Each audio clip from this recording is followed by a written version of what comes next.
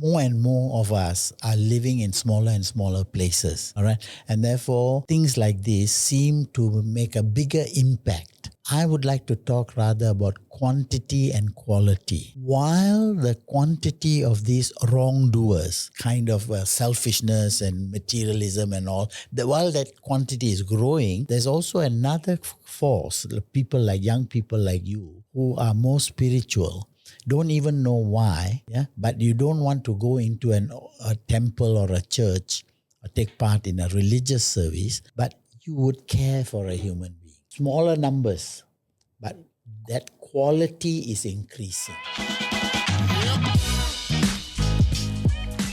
Mr. Vijaya, it's such an honor. Before I start this podcast, I need to thank Renyi. Okay, right. Because we had this podcast long ago, and Renyi was listening to the podcast, and he knew of you, and that's how he gave me a contact. How did he get my number? I wonder. I think it's his dad lah. His dad. Yeah. So after he told me about it, I was in Australia at the time. Do you remember? You called me. Yeah. I immediately was like, if you don't mind, I call you right now. Right. And even then, I felt like I am so lucky in this life to be able to have such a long format conversation with you. Okay. And I also want to preface this by saying that I never had a course with you. I never had a speech course with you. Never had a world religion course with you. I never had a theatre course with you. Especially the theatre one. I think that was like ultimate regret in my life. But here we are today. For me, the world religion would have been more meaningful. Andrew had the pleasure of being in your course. Yes. I was very prepared. I remember everybody was raving about your course. And because of herd mentality, I decided, okay, let's go for it. Okay. So I prepared ahead, got in. If I had known all of this, I would have, taken my employers. You'd have asked for a raise. And threatened to leave. Yes, as one does. Yes, and say, the college opposite is just waiting to take me. Now you tell me, what's the point? I sorry, late news. But it's almost 10 years since then. Maybe more actually, maybe more. Yeah, and it's such a pleasure to have you on today. Thank you for taking. Thank you, Jonathan. I'm really honored. You say that, but I feel that the time and the energy you give into the conversations you have with people in your life are something I really appreciate you giving. Thank you. Okay. Thank you. So normally we start this podcast with a bit of background with how you got into your teaching career and all that. It's a casual conversation so feel free to say however you want to say it. There have been other podcast recordings of you where they talk about your where you studied and all that. Yes. Okay. Yes. But in the car earlier when we were driving here together, you told me how you actually lost your parents at a very young age. Yeah. Maybe we should start with that, and maybe that could go to a place where it shaped how you made your decisions in your life. Right. Yeah. Okay. So maybe you can start there. But I think they're all connected. Sure. How I became a teacher is connected with the fact that my parents died very young when I was 6 years and 12 years. Right. And it goes by that. I was actually born in Sramban. Oh, damn. Sramban. And even that is a story in itself because I wasn't born in the hospital. Oh, damn. Nilai, where INTI College is now, Nilai, that's where we were living. This was just before the war, 1940. And my mother felt the labor pains. Sramban is about 15 miles away. So they had to get a taxi, drive my mom. But by the time we reached Labu, I couldn't wait anymore. The world needed to know. I was born in a car. Holy shit. Yes. In a red taxi? In a rented taxi. Rented taxi. Rented, not red one. Yeah, there's only one taxi in town. We are talking about 1940, This before World War, man. Yeah, just before the World War. So that's just where we begin. Sure. So then by the time I was 6, because of the ravages of the Second World War, my mother died. Do you want to say how? Or you prefer not to? No, my mother had pneumonia. Okay. Same problem. She was living too far away from the hospital. By the time at that time she was in Segamat. By the time they got her to the hospital, it was too late. She was only 32. Oh my God. She was only 32. So young. With 4 other siblings. So it was difficult. Okay. Right. Then my dad, he was working in the estates. All right. And the communists in Johor, in the south, the communists were attacking the rubber estates, the coolie lines. And this idiot of the manager, who was a European, told my dad that my dad has to accompany him to investigate. Now, which idiot goes to investigate? So they not only shot him and the white guy, and they threw him into the fire. So that's how my dad died. How did you 12 years. How did you find out?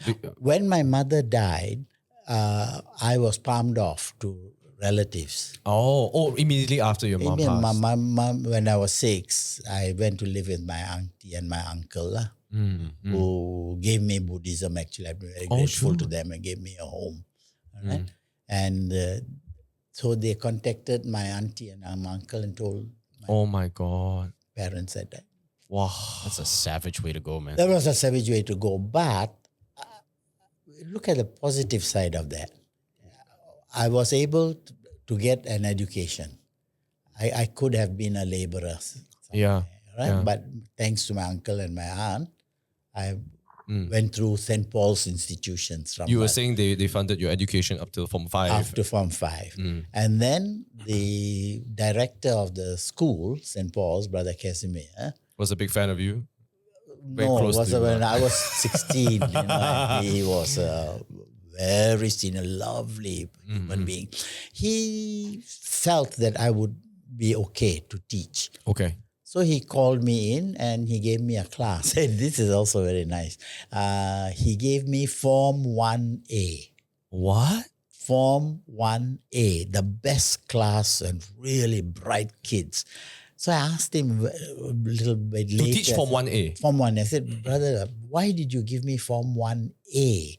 Why didn't you give me a smaller class? He said, they are so bright, you can't do any damage to them.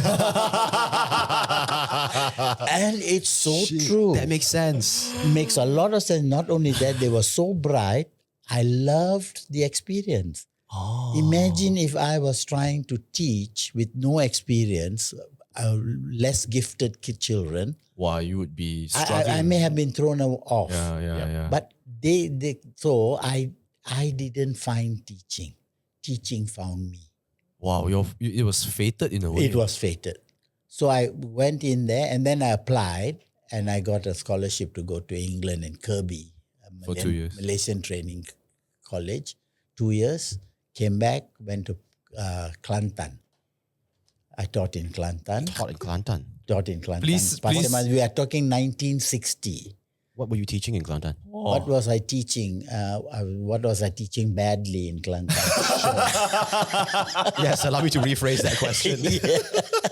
English. I was trained. I'm a trained teacher. Okay. Yeah, for English as a special language. I see. Yeah, so I taught in Kelantan and we were bored.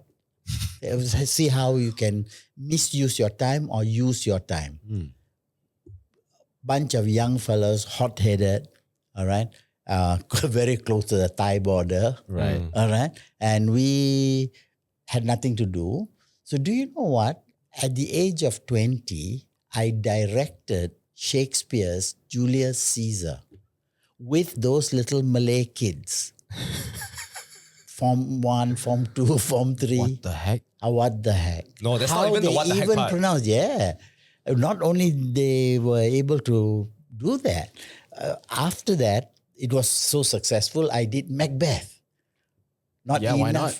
Yeah, why not Macbeth, and Shakespeare, they didn't even know how to spell Shakespeare. Right. So anyway, when I did Macbeth and we took the show, we invited a few people from KL to come and see the show. They came. They were very helpful to us with costumes and things, you see. And they saw the play, they liked the play, and they asked me to bring it down to Kuala Lumpur. And St. John's, we performed in St. John's in front of the Agong. Whoa. Can you believe that shit? Here is a 23-year-old, by the time I was 23, performing Shakespeare. What audacity. Using what, like your Kelantanese voice to do it. Cantonese voice. Incidentally, the guy who played Macbeth eventually became the financial advisor to the government of Zambia. What? Jafar Ahmad. Jesus. He became the financial advisor of Zambia. Zambia. And he died of COVID there. Oh no. Just recently. Damn. Let me. Wow. It's a long story. That is so crazy. Very interesting. You know? So Did the performance go well? Did the Agong like it? very well. Even there, I remember this guy. Some of them really couldn't get their words around. So this guy was very enthusiastic and he really wanted to act. And I didn't have the heart to tell him no. So I gave him this one-liner. And that one-liner, he was supposed to play the doctor in Macbeth. I don't know if you know the play. So he was supposed to, and one line says, God, God, forgive us all. So it's about 10 lines. Yeah, there's so many. Nobody understood a word of what he said until he said, God, God, forgive us all. Somebody at the back of the audience said, okay.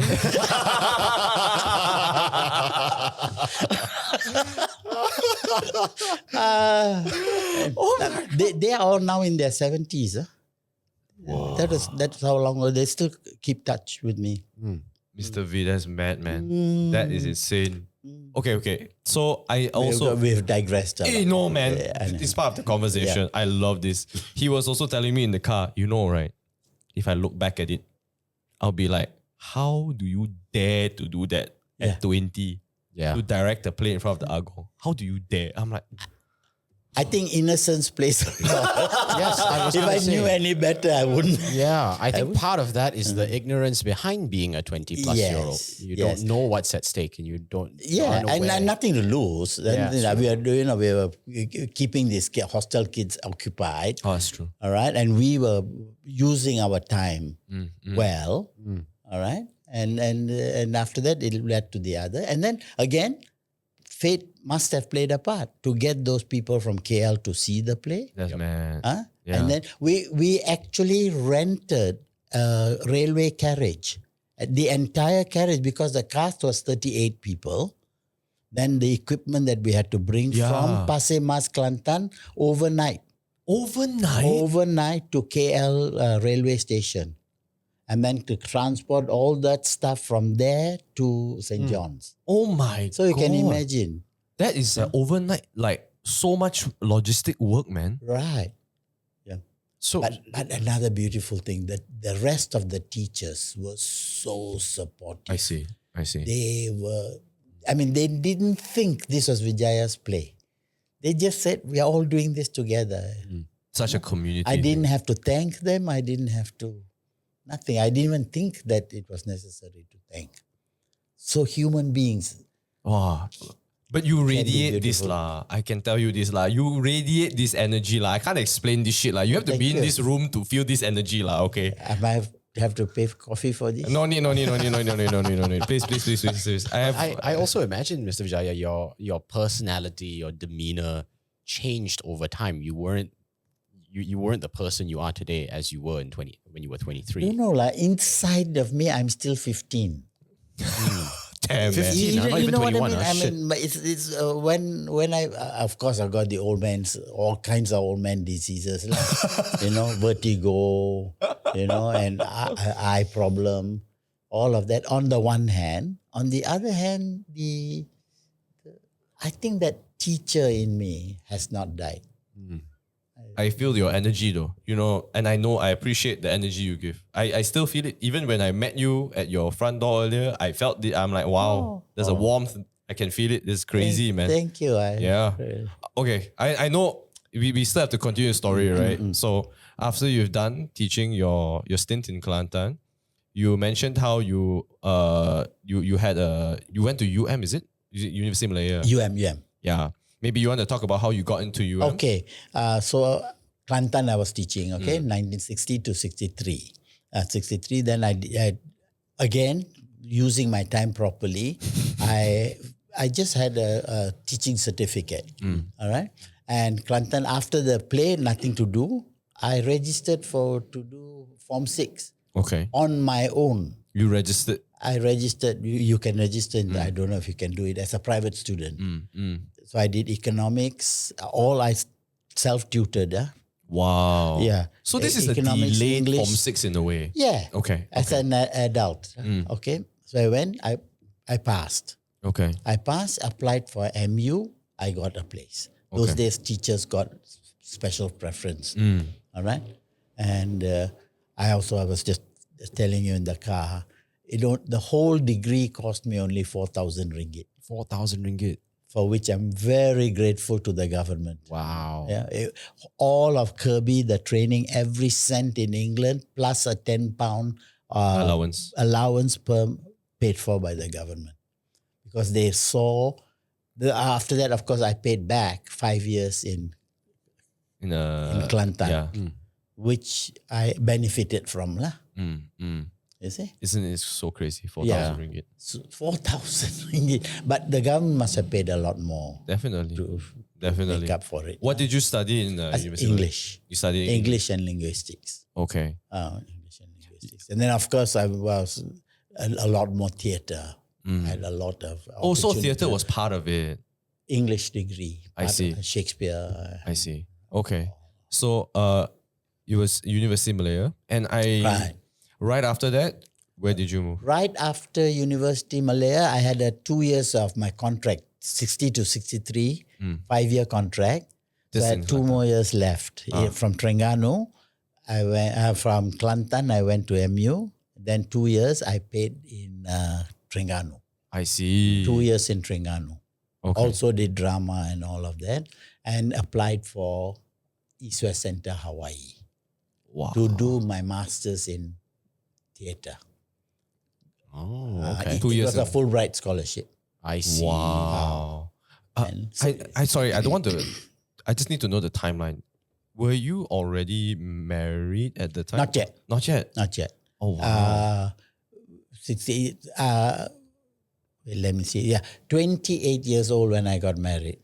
So I went to Hawaii. No, sorry. After my stint in Terengganu, I had 1 year, 1968. I did that in high school Klang. Oh. So you get the picture, Pasir Mas, Kelantan, Kuala Terengganu, Then Klang. 1 hour in Klang, 1 year in Klang. And that year, 68, I got married. Wow. I was 28 years old then, see. to a Singapore girl. Okay? Yeah, Singapore girl. Wow. Right. So then in the meantime, I got that scholarship. Oh shoot. So So I just got married And then and you we went to did our honeymoon in Hawaii. Wow, that's nice. Paid for by the Americans. wow. But there was quite a long honeymoon lah. She was with you the whole time in Hawaii. Enough to make a baby. Wow. That daughter is now 57 years old. Wow. That's insane. Yeah, it's insane. Huh? Oh my God. Now when I'm talking to you, I'm thinking, yeah, it is insane. Wow. What, so you conceived in Hawaii No, I didn't. I mean, My wife. Your wife. But your daughter was conceived in Hawaii. Was she born there? No. Or you all came back? lah? Because the two of us couldn't handle, So she went back to Singapore to her parents. I see. And a few months later, we joined back and came back to KL. But the baby was born in Singapore. Oh, wow.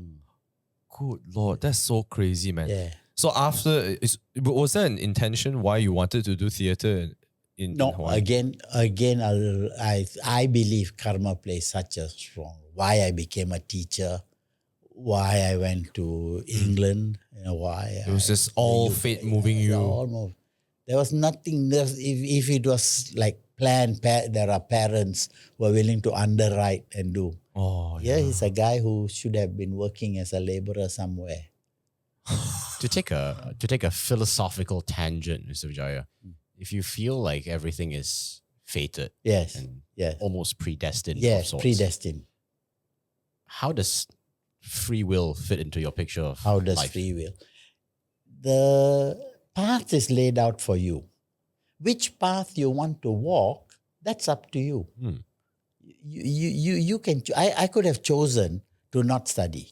I could have chosen to, after Form 5, go and do whatever, maybe do business, cheat a few people and make Yeah. money or whatever. right. I could have chosen that path. But why did I choose this path? Why did I decide to spend my free time as a young man, in doing drama? Why did I do that? I think partly it's the genes. There's something in me driving me in this direction.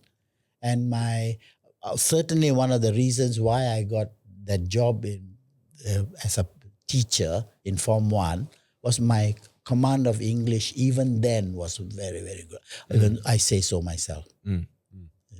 So partly it is me, but partly, so it's not everything is fate. It's partially. It's how you control your fate. Right. That is this. You can't just leave it to, oh, my mother died, oh, my father died, oh, so. So it sounds like it shouldn't be viewed as a binary sort of perspective between free will and Not karma binary. and It's fate, a right? lot more complicated than that. Right. It's even got to do with politics. Yeah. Why did the government decide to send me to England? Because they were in need of teachers, all right, and how to catch teachers, then to give them everything and say 5 years you work for me, That's true. and I send you where? Who wants to go to Kelantan on his own On the court. accord? Yeah. Yeah, I was forced to go. I loved it. I enjoyed it. I'm very grateful. But nothing ever happens for a single cause. Myriads of causes lead to a result. Right. Myriads. Wow. But also I can see from your perspective that you can always shape how you perceive your experience, right? Yes. You can be, oh my God, Kelantan. Even for me, when you said I went to Kelantan, I'm like, oh my God, Kelantan. Okay. But you could be, oh, Kelantan. Yes. The way you But approach. and actually, even then, I was so happy that I got this place in Kelantan. When people were crying because they didn't get KL, they didn't get the towns, they were frightened. They were frightened tigers. Those days, tigers were walking on the roads. Really? Yeah, we are talking 60 years ago, So like you're driving your car in the streets of Then Kelantan. go fucking and What suddenly there's car? Becha, bro. bro, the tiger can run faster than you can Do your bitch. The people have seen now. It's not like they are all over the place. No, they try to remain hidden. They like our crocodiles in our river today. There are crocodiles in our rivers today. In KL, haven't you read? It's in the news. There are crocodiles? Nick, can you just They Google that saw shit? crocodiles in Klang River. A few years ago, I remember now recently. That's the talk of the town. I know Subang got crocodile park lah. No. That one, is it open? I think so. There's a crocodile park? Yeah, I went on It's a date called there. a crocodile farm. It's a farm. It's a restaurant. Yeah. Okay. Near Holiday Inn. I see. Yeah. Anyway, to come back, so Kelantan was a wild place, but I loved it. Right. And people, they said, be very careful of the people. They are very fierce. They don't like for foreigners. Nothing could be further from the truth. The most beautiful people are the Kelantanese. And as a young man, I felt that. You respect them, they will treat you well. You go there and try and mess around with them, they'll Of course teach you lah. who's boss. That's true lah. But they are lovely people. Damn man, that's so mad. And Terengganu also. I Right. enjoyed my stay there. I suppose also at those early days, maybe the racial elements weren't so intense as now. Yes. Even today, you feel less of this racial thing in the more rural areas. It's only the It's slightly the more popular. urbanites, it's the urbanites, the sophisticated urbanites. They kind of utilize that whole You racial go to card. Sabah, Sarawak, you don't feel this. Yeah, that's true. Really, only in Crop on the certain loose. parts of. I see. Oh. He's gonna pull up the image of the crocodiles in Klang, which I Yeah. think is a bit delayed, really, but chill Yeah. lah. But I want to ask, right? So Yeah. after you were done with Hawaii, Yeah. Buaya as well. Buaya, they call it 6 Oh shit! February. Yeah, 6 February. Damn. Yeah. Scroll a bit. Oh damn. Oh shit, that's really a crocodile. Wow. That means good lah. The river quite clean. Crocodiles live in dirty swamps, no? No lah. But Swamps has to be relatively not polluted. quite a long journey from the mouth, Yeah. But this is not the first sighting. Oh, multiple already. Yeah, lah. multiple already. So 50 years ago in Kelantan, My God. during the monsoon, now they talk about monsoons. Those days, the monsoon, the water goes up so high, Yeah. and houses on stilts. If you go under, you see snakes looking at you. No. Yes. Dude. Yeah. No wonder I have to be on stilts lah. But it was a lovely life. Wow. Innocent. Kids were so, I think maybe also, right, we are always on our phones now when we're out in public versus in the past where you didn't have a phone. absolutely. So you're definitely more aware if you saw a tiger, Yeah. if you think about it. Yeah. Sorry, to go back to your theatre in Hawaii. So after theatre in Hawaii, you said you came back and then you lived your life in KL, right? Theatre in Hawaii, what happened to me? Oh, when I came back, I had finished my 5-year contract. So with I the had government. resigned, actually I had resigned as a teacher Ah. and I went to Hawaii. When I came back, I joined Taylor's. Huh? That's when I joined Taylor's in 1970. Taylor's existed in No, 1970. ITM. ITM. ITM. I joined ITM Ah. from 1970 to 1990. Whoa, that's so 20 years I worked in Shah Alam, ITM, 20 years? teaching English. Oh my Lord, that's so long. Yeah, and do you know what?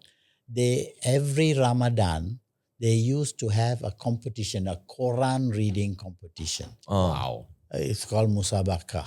Okay. And before the program starts, every year, they will have a little, what they used to call a pantomime, was a big show, some so familiar. aspect of Islam. Okay. And you know who directed that? Is you? For 5 years, 75 to 79. Wow. Using, the reason I got into the picture was I was teaching drama in In ITM. ITM, Mm. in the School of Art and Design. So I used those students, about 150 students in the Stadium Merdeka Wow. doing Every year for 5 years. for 5 years. And the reason why I stopped after 5 years was the Ramadan move. You see, during the term time, we can only direct the students during term time. Ah, I see. So you see the calendar moves. So when the calendar moved Then you away cannot from the direct. term time, I stopped. That is so bad. 20 years in ITM. 20 years in ITM. Wow. And after that, it was Taylor's. No. After that was You moved. Taylor's, Did you move to Australia then? Australia. Yeah. You migrated. Correct. Oh, you migrated to I Australia? migrated to Australia from 1990 to 93. I wanted my children to have a A better life, so to speak. Education. life here was good. Yeah. Life here was good. Education. Got it. So all three of them went through Australian universities. Damn, man.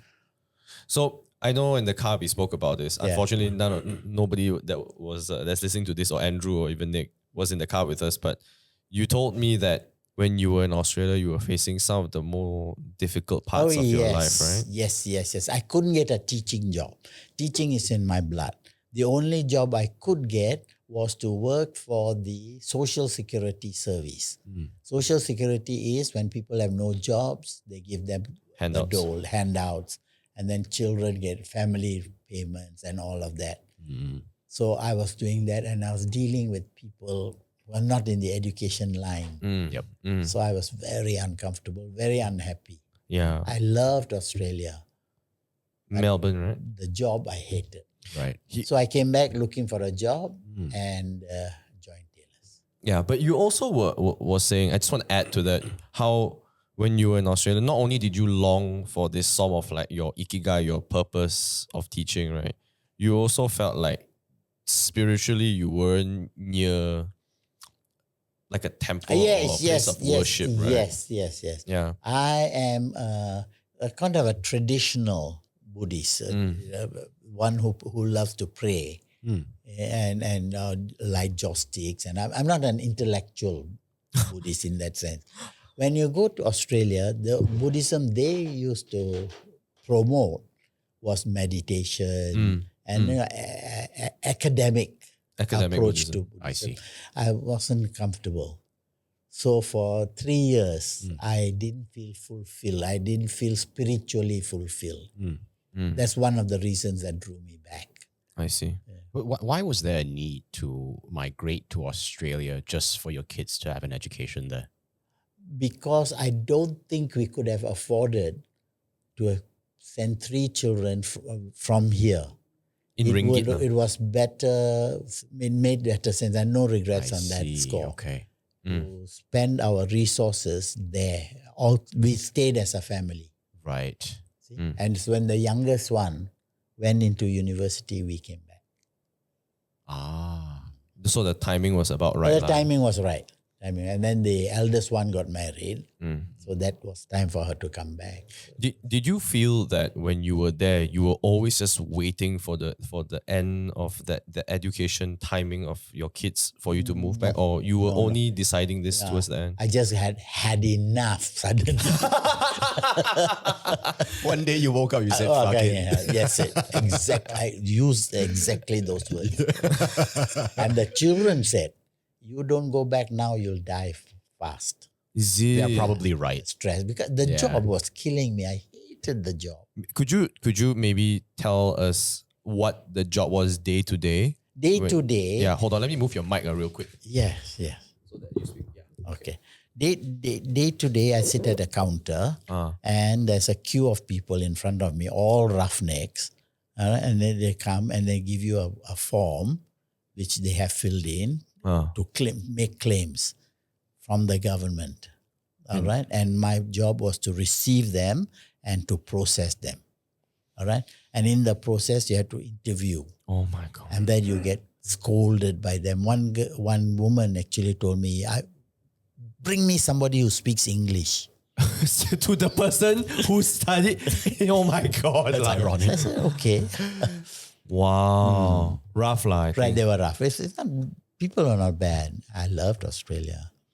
I love the people. But it takes a toll on you. Fantastic sense of humor. But I think when you're around desperate people every day. They were desperate. They were desperate, and they thought that we were being stingy. It's the government money. Who are you to tell me? This is, I'm not entitled to this. Wow, must have been tough. I didn't like the job at all. Aiyo. And also, I think what adds to it is that you know that teaching is your... Yeah, my blood. Yeah, and then you're like, it's calling for you, but you're just not getting that opportunity to do. And the joy that I felt when I came back and joined INTI was indescribable. Yeah. Indescribable. How did you get that job at INTI? Because I had contacts with Dr. Lee Fa-on, one of the founders of INTI. Oh, okay. Yeah, and I were working together. We were in Hawaii together. Oh, I see. He did his PhD in bioscience or something. And then he came back, we were working in ITM together. Then he left, I went off. When I came back, I said, hey, Fa-on, I need a job. He said, sure.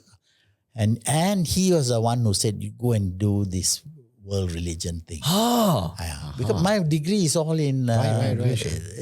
But he knew my Buddhist experience. I see. And he also knew my open-mindedness.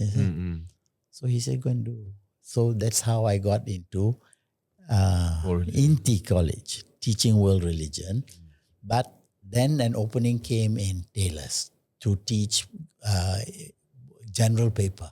General paper? At A levels.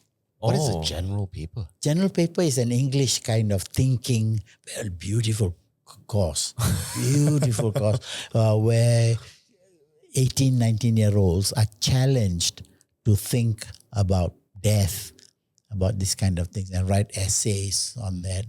It's a thinking paper. It's On all those death, college general paper. Everything, social issues, very That's open. super fascinating. Yeah, very good course.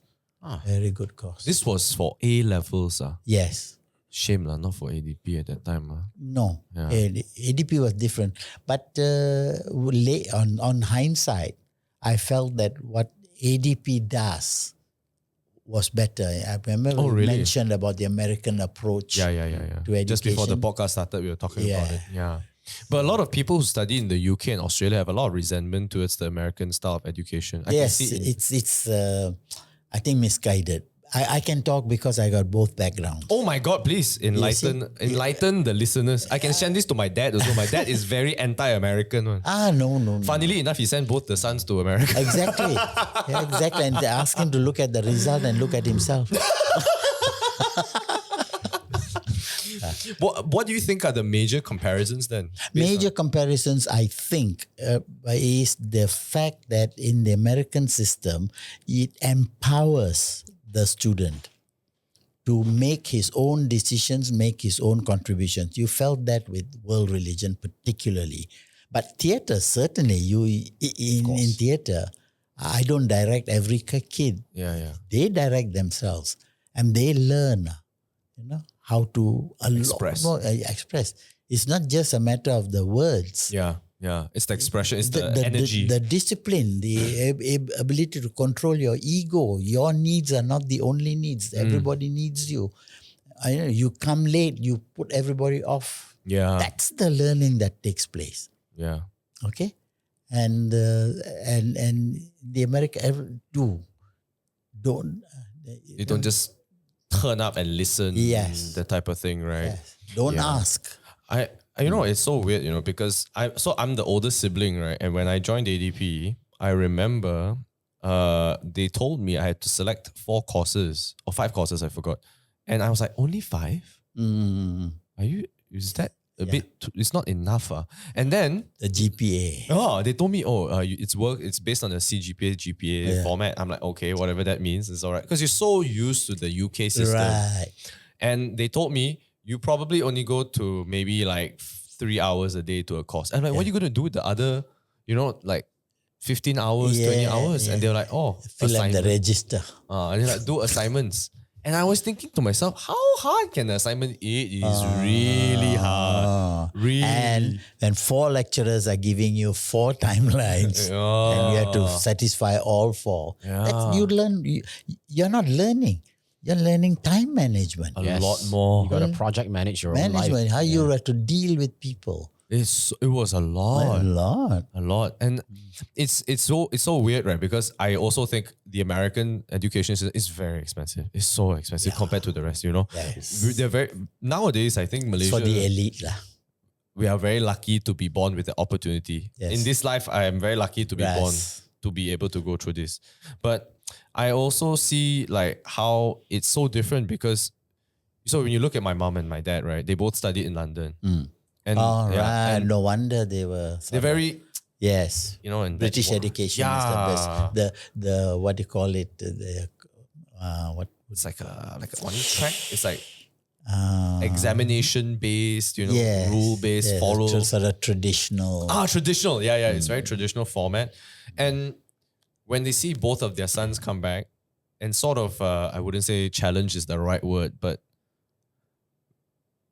convey our perspectives on certain topics. Suddenly they're like, whoa. Why are you so perspective driven now? I think it really shapes you because you really start to form your own judgment when you're there. Yeah. When I met a Republican for the first time in the US and I studied in California, you're like, wow, a Republican. I wonder why he thinks that way. Yeah. And when you really get into a conversation with him, you're like, oh, I understand. I get it why. Yes. But I don't think a lot of people in the UK and Australia go through this. Different lah, but I feel it's a The more classical approach to education, to the mind, more respect for authority. authority and ideas, whereas the Americans would challenge more. Yeah, Right. yeah, definitely. And I found that. And our Malaysian kids who are even further back, I mean, the Confucian background, and the Malay background, the Indian background, where respect for elders and don't It's question ingrained. them. It's so ingrained. Right. And then within a semester, they're already beginning to see things differently. Yeah. It's so It's crazy. so satisfying. I'm sure from your perspective as a very seasoned lecturer at that point in time, you could probably see that transition in students. Oh, yes. Oh, When they yeah. first come in. Yeah. and how First day in school. So Sir. First day they talk to you, sir. Second day, Mr. Vijaya. Third day, Vijaya. Fourth day, hi. But I kept telling them, I am Vijaya to you as a friend. But you mess around with your lecturer, see what you get. And that respect is also there. definitely. Yes, yes. Yeah. Okay, I know. Before we get to Taylor's, right? Actually, I was thinking, you were saying how your uncle and aunt, when they introduced you to Buddhism, right? Yeah. Okay. Did you accept that when you were very young? Yes. Automatically. We never questioned it. We just grew into it. My people are from Sri Lanka. That's the Buddhist element. Lah. And they were dyed in the wool. Die in the Buddhists. wool. They just had no other alternative. And of course, as a result of that, they had a huge amount of respect for Hinduism. They were very open-minded about Christianity. They sent us to Catholic schools. They had no problems with that. Okay? So, and we were a Buddhist family. Oh, that's not quite true. We were a Buddhist family married into a Christian family. One of my cousins was married into a Christian family, and we all lived together. We celebrated Christmas together. And Vesak together. Oh, wow. We are talking about 60, 70 years ago, So, it's so strange you say that because, I don't know whether this is just a result of how Malaysia has developed over the years, right? But when I was growing up, my mom was a very, very strong Taoist. So she would believe in like burning the joss sticks, burning the papers to worship the afterlife and everything like that. And my dad was kind of like a standoffish, like, you believe whatever you believe. Free thinker. Free thinker, quote and unquote. So Andrew and I obviously are just like, okay, you know what, we'll just follow what mom tells us to do because we just don't want to get her angry and we'll just do what we need to do. But for me, I don't know about Andrew, as I grew older, I felt like I started to question a lot of like what religion is for. Because there's always a reason why things were created, right? And I think I can sort of remember when I was 8 or 9, I asked my dad, like, what's the purpose of us being alive when we're all going to die? Yeah. And if a 9-year-old, if let's say I had a 9-year-old kid who asked me this question, I think it would be quite difficult for me to give that kid a response. But my dad was like, you just make the best of what you can, right? I sort of went into various tangents of religion. I tried going to church. I tried going to the temples that my mom brought me to, even temples that other people, I did bring this up, I go to different temples, listening to different things. And I always felt like it's all sort of the same. Yeah. It's all sort of like the religiosity without the spirituality. Yeah. A bit like, I don't know how to, it's almost governance. Yeah. It's almost like the same ritual, not the same, different, but rituals nevertheless.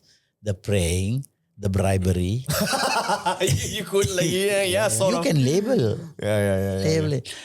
But beyond that, what is every religion has a deeper, more, you go to a Hindu temple and you see this weird God with so many hands. But when you really understand behind that, it's not a weird God with so many hands. It's power. It's the cosmic energies, and you can go. And so the common people can relate to it. And then you were saying about Taoist. That's a wrong word to use. Oh, really? You burn joss sticks and all of that. That's not Taoism. Taoism is a beautiful philosophy, of the uniqueness of the universe, the power of the universe. What you are talking about is animism. Folk religion. That what do you call it? The what? What's the earth god? Tutikong. Oh, damn. I have no idea. Have you heard of that? Tutikong. Tutikong, and Oh. so that's a level which, and because people make fun of it, they have discredited Taoism. Taoism is not that. Taoism is a pure Cosmic universal energy. understanding. And when they say the aim in Taoism is to reach the Tao. And what is reaching the Tao? Is the merging with the cosmos. And when you at that level, you are the Tao. You're part of the... Yeah. So when we say, we were Taoists, no, you are not Taoists, you are animists. Do you think people don't know this? That's why they kind of just... They don't know this. They don't know. And today in Malaysia, the Taoists are gaining a lot of ground. Yeah? Oh, yeah. You see, so to me, right, first of all, I just want to protect myself by saying that I didn't go under your class lah. So clearly I'm uninformed lah, okay? Yeah. But also at the same time, like, I don't know about your time, but when you were teaching English and everything, and you were in a state of like a family which was so welcoming, even with other religions like Christianity and all that, I don't think this generation is the same, Unfortunately. A little bit of hostility. You are right. A little bit of suspicion. And I think chauvinism. Yeah. Chauvinism is where you believe my belief better. is superior to yours and you will go to How hell. do you think it became like this? What is your perspective and how it Throughout history, Yeah. religion seems to have had that skill in making people narrow-minded. It never opened up. I think their success depended on the numbers. And, it was only when the industrial age and all came about, people opened up their minds, science began to play a role in society, yeah. that people became more this ecumenical.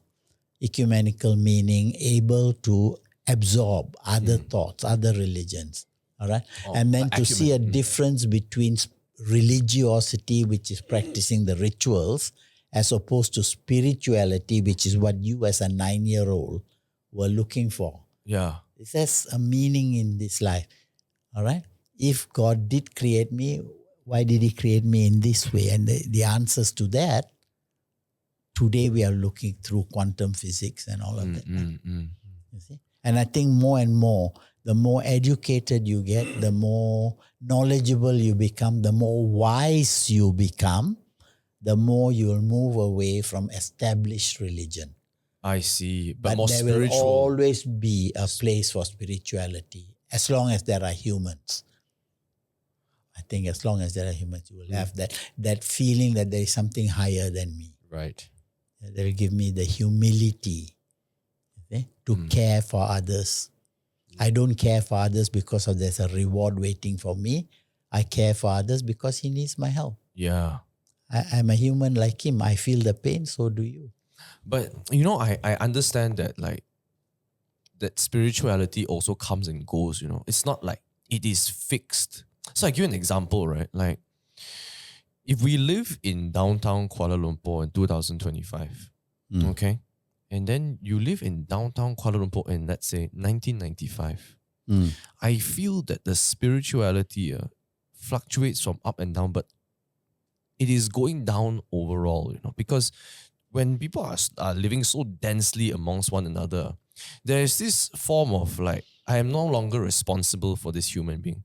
I don't know whether you felt this, but like example, in your early days, right, when you were in like Kelantan and Terengganu and all that, the sense of community is so strong. I bet with you, right, if you saw a guy who fell down, you would rush to help this man. Today, in fact, not even today, just 3 weeks ago when I was in Hong Kong, saw this lady. She was pushing a cart full of cardboard and she was just making ends meet. Whole cart toppled over. Okay? Now, my instinct is I want to go help her. I can safely say that I'm ashamed that I did not. Because I am in a new city and I've been in Hong Kong before. And I was like, I don't know whether I should help. I don't know. Is this a con job? Or she dropped it in the middle of a very bustling road. And the lorries and the cars just rammed through all the cardboard. It was all over the place. Nobody stopped. Nobody stopped. Nobody stopped. It was just, I'm not going to help you because I don't trust you. And I think I brought this up, right? Like, you asked me, why do you do this podcast? I'm like, if I invited you for coffee, you'd be like, what's up? Like, you try to sell me insurance? Yeah. We have become so commercialized. It is. And I find that so strange because the more developed, like you were mentioning, society becomes, the more we lose that spirituality, I don't know whether you have felt this like over the time. Yes, I do. But I also feel I put that down to population growth. You see, more and more of us are living in smaller and smaller places. All right. And therefore, things like this seem to make a bigger impact. Right? I would like to talk rather about quantity and quality. While the quantity of these wrongdoers, this kind of selfishness and materialism and all, while that quantity is growing, there's also another force, young people like you, who are more spiritual, don't even know why, but you don't want to go into a temple or a church or take part in a religious service, but you would care for a human being. I definitely do. Smaller numbers, but that quality is increasing. I think with the development of education, with the development of all these high tech and all of these, we are getting a breed of humans who care. Greenpeace is a good example. We've got a lot of people who care, who are fighting a very, very uphill battle, but there nevertheless. And they, I hope, will save the world. Wow, I hope they will save the world. But there are people like that, a lot, in every culture. It's so discouraging also, I feel. Because you know how when society develops, it's always a monetary gain. The advantage is always material gain. Yeah. When you have more material, you have more resources. Yes. That's when you sort of, I'm not saying you're directly causing this person with spirituality to be discouraged, but I think it sort of adds to it because there is lust, right? There is a form of like, oh man, I really could have gotten that fancy car too if I wasn't helping out with Greenpeace. You get what I'm saying? So the temptation grows even more. Yeah. But the Buddha's reaction to that would be, if you have a human being, an unenlightened human being, that's all of us, okay? If you have such a human being, he has three qualities within him, which makes him human. Lobha, dosa, moha, which is illusion. Lobha is delusion. Delusion is that I am important. There is an I here. Okay? Lobha. Dosa, hatred. Greed. Delusion, hatred, and greed. These three qualities are within us. Remember you said about the path to take? All of us have these three qualities. If we choose to, we can destroy lobha, dosa, moha into alobha, adosa, amoha, meaning kill the delusion, kill the greed, kill the hatred. No God can do it for you. It's your choice. It's your choice, your effort. You become a noble human being. On the other hand, you give in, you continue like the rest of humanity is doing, you give in to all of this. With the loza moha, you continue to go downhill. And more of these are coming, and we have to work harder and harder. Notice this is nothing to do with religion. Yeah. This is to do with the understanding of the human psyche. Yep. This is what drives us. And it doesn't matter what religion. And all religions seek to try and develop these. Initial intention nowadays don't know Right. So tough. It's tough. Nobody ever believe, whether you're 3,000 years ago or today or 5,000 years from now, as long as these three qualities are there, it'll define the human race. Wow, man.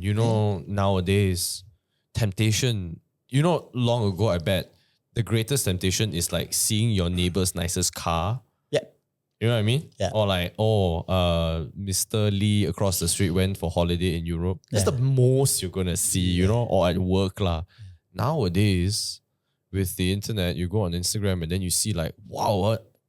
Like in your words, a myriad of people traveling. Yeah. And that's because the algorithm is brutal. It's brutal. It pushes the person with the most likes who has traveled to the top and the person who is working very hard at the very bottom. And when you talk about that spirituality / like doing it for the greater good, Greenpeace movement type of thing, that shit's never going to the top of the algorithm. It's so difficult. Temptation is so hard now. And therefore, the anger, the frustration. hatred, the Everything frustration, is amplified. those are amplified Yeah. out of proportion. Right? And the moment we are happening is the few of us are holding out a flag to try and change the course of events. Do you remember? Actually, we talked about this in the car, and you were saying how many times it's kind of like akin to the lotus, right? The lotus flower. It has to go through the mud, the scum, and everything to reach to the top. And then at the top, it looks so pretty. I feel that the scum and the thickness of how the grime at the bottom is so thick now, for you to bloom compared to, or maybe do you think it's just the comparison that? I think so. Yeah? I think even at any part of the world, while there are evil people, well, there is evil, there is also a huge amount of goodness. Because I think if you look at the world today, the amount of goodness that's generated among a lot of people is still there. There are a lot of Greenpeace comes to mind immediately, but not only Greenpeace. There are a lot of charities, NGOs, that doing so much in Africa, in all Everywhere this around the world. Plus that, on top of that, nature is not helping. Okay, I mean the world is getting more and more difficult to live in. Partly our making, partly it is Environment as well. Yeah. okay. So we can only do our bit lah. When you were younger, did you feel like you were a person? Although I know because when you're young and then the Buddhist influences were always there when you were young. Did you feel like when you were younger, you felt like life was sort of unfair to you or dealt you a bad hand because of your parents passing? Bitter. I was very bitter. Why me? Right? He's this brilliant guy, God's gift to mankind, who gets his mother shot by, why me? Yeah. Okay. Then that was beautifully answered. Many years ago, my wife, she had cancer. Oh. And this was 20 years ago. When she had cancer, she was very, very upset. All right. And somebody from Malacca called her and she said, why me? And that guy said, Auntie, don't ever say why me. Say, try me. Try me. That's a challenge that's thrown to you. You know why? His name is O Kim Ling. I'm not afraid to mention his name. He was 21 years old, just graduated like me as a teacher, posted to Sarawak. Sarawak, again, wild jungle. All right. And the only water they had was that river. There was a river. At 6 o'clock, it's getting dark. He went into the river to take water to bathe and he slipped in the sand. Okay, in the river, the sand, he slipped and he hit his spine, hit the back of his... his back. His back. All right. And his friends came, pulled him up. It took them 19 hours to get him from that place by boat to the hospital. To the town. No, to the house. town. To fly him to UH here. Wow. By that time, damage was permanent. So till today, that's about 30, 40 years ago, till today, he is bedridden. He's a paraplegic. All right. But what did he do? Did he give up? No. He had to leave teaching. He started giving tuition. And he has survived right up to now, giving tuition. So when he calls my wife and says, Auntie, don't say why me, why he can ask the same question. Yeah. You should have seen when he was a handsome guy, beautiful figure, everything, and full of energy, everything to give the world, becomes a paraplegic for 50 years. Wow. Coming from him, he has the authority. He can say it. He can say it. Yeah. Try me. So she tried him, and we all tabe him. Melaka. He's one of our icons lah. Well deserved. Oh, Kim Ling. But I feel that your positivity is it's a lot older than that 20-year timeline though, I feel. You said that you were sort of bitter when you were younger, right? Did you gradually move from there, or was there an instance in which you thought, why I should change? No. You know why? Because I believe so much in karma. So whatever happens to me now has to have been the reason. The good things that happened to me is also karma. The fact that I've started teaching all of these things. Why me? Why not me? On the one hand, okay, but I feel that there's a very strong element of karma where you said you have this, but you don't stop there. You inherit this from your karma, but you must use your present karma to develop the next karma. Right. In this life as well as the next. So because I had that belief in me, I was able to accept the unfairness of the world. The unfairness was not directed at me. It was created by me. Wow, damn, man. And it's a belief, it's not knowledge. I have no way of proving this. Yeah. But this is what makes me a Buddhist. I think what I believe. Yeah, I think a lot of people actually go through this. Yeah. They always feel like, why does the world throw me this challenge lah? Why? Well, other religions will say to test. God is testing. Yeah, it's fine. Okay, this is one way of explaining it. I explain it in this way. But the why lah, if you don't understand, the why lah will lead to anger. Yeah. Okay? If you understand, the why lah will lead to acceptance. It will pass. One of the philosophies in my life is, it will pass. Nothing will remain the same. The good will become bad, the bad will become good. Oh no. But it will pass. There's this very famous TikTok video, Instagram video kind of thing. It's this roundtable discussion with very famous actors, Tom Hanks being one of them there. All right. And he was talking about his perspective towards life or something along those lines.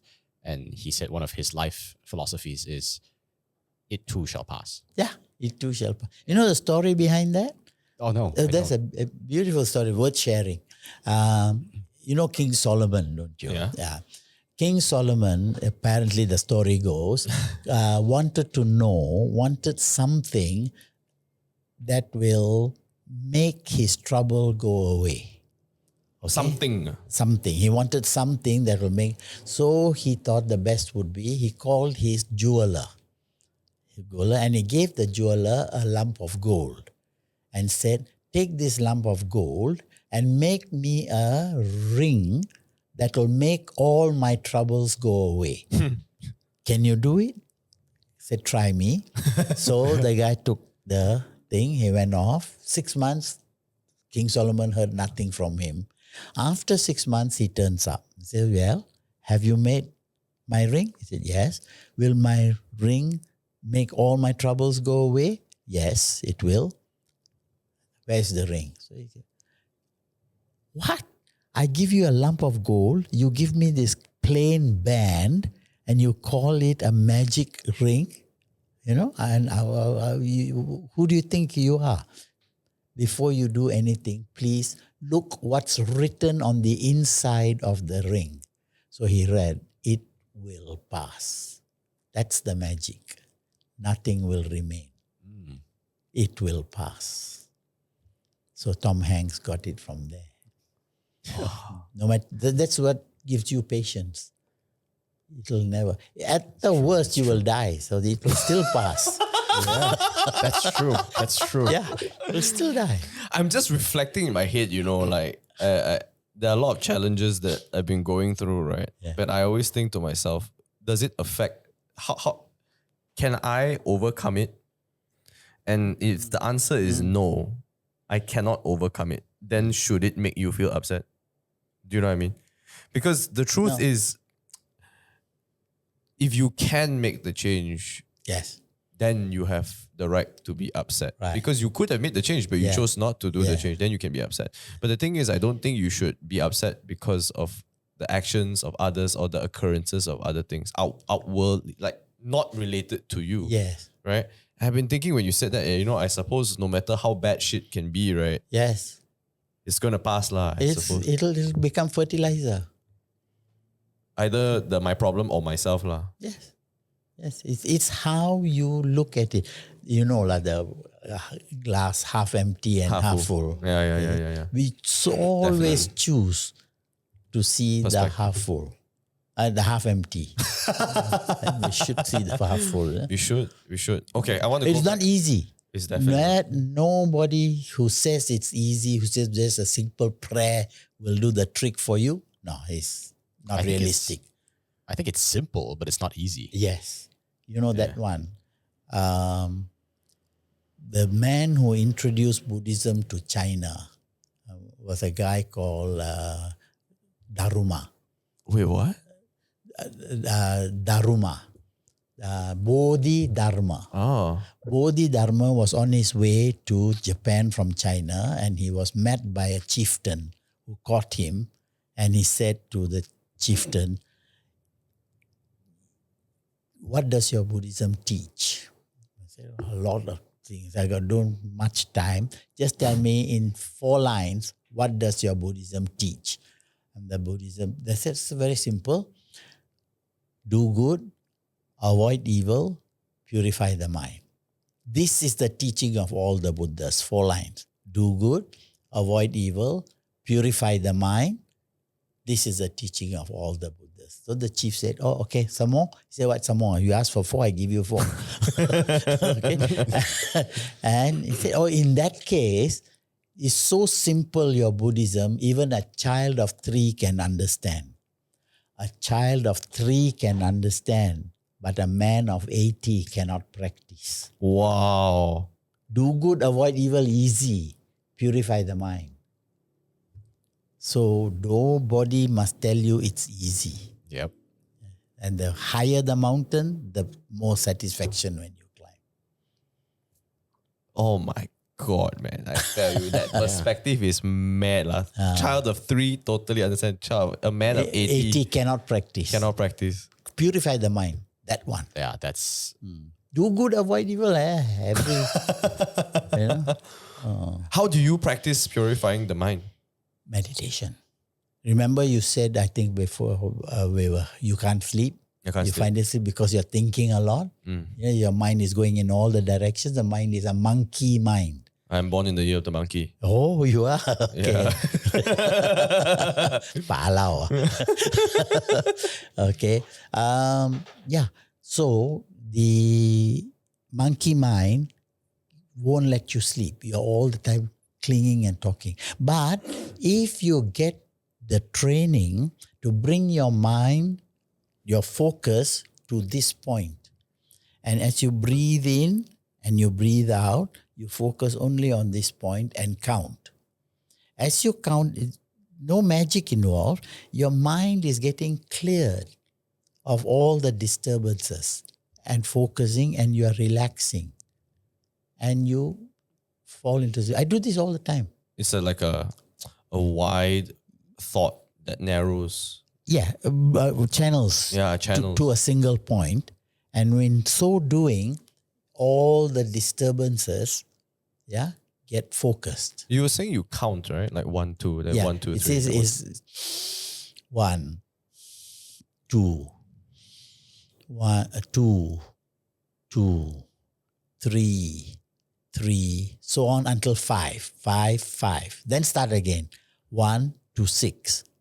Oh. Then 1 to 7, Okay. up to 10. By 10, usually you have calmed yourself down. And you don't realize. Last night, for example, I went to bed at 9:30. I woke up at 7:30. Why envy? Yeah, and because I got prostate problems, 3 times I got up to go to the bathroom.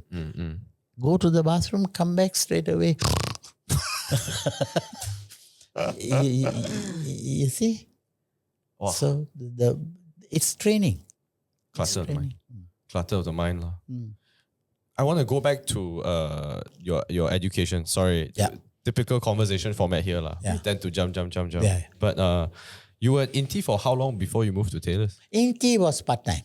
Oh, is it? Part-time. But, Dr. Faon was so kind as to he knew I had just come back. I was jobless, and I needed help.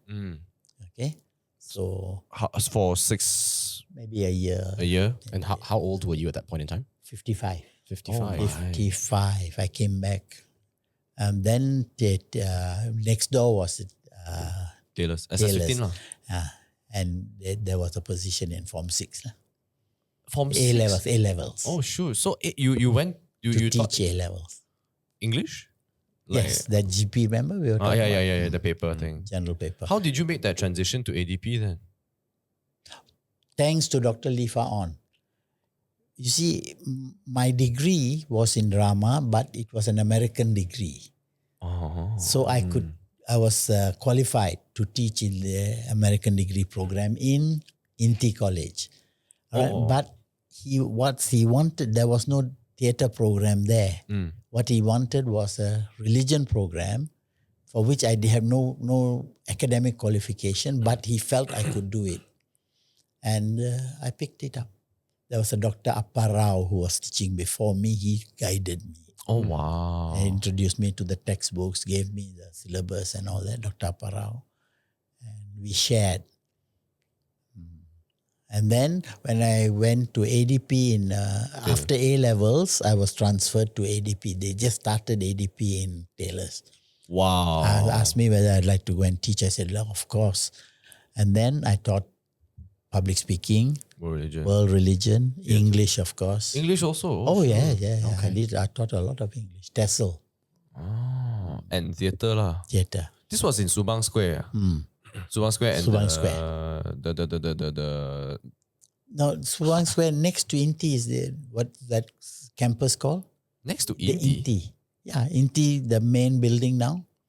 Next to it is Metropolitan College last time. No, that's Metropolitan. There's INTI.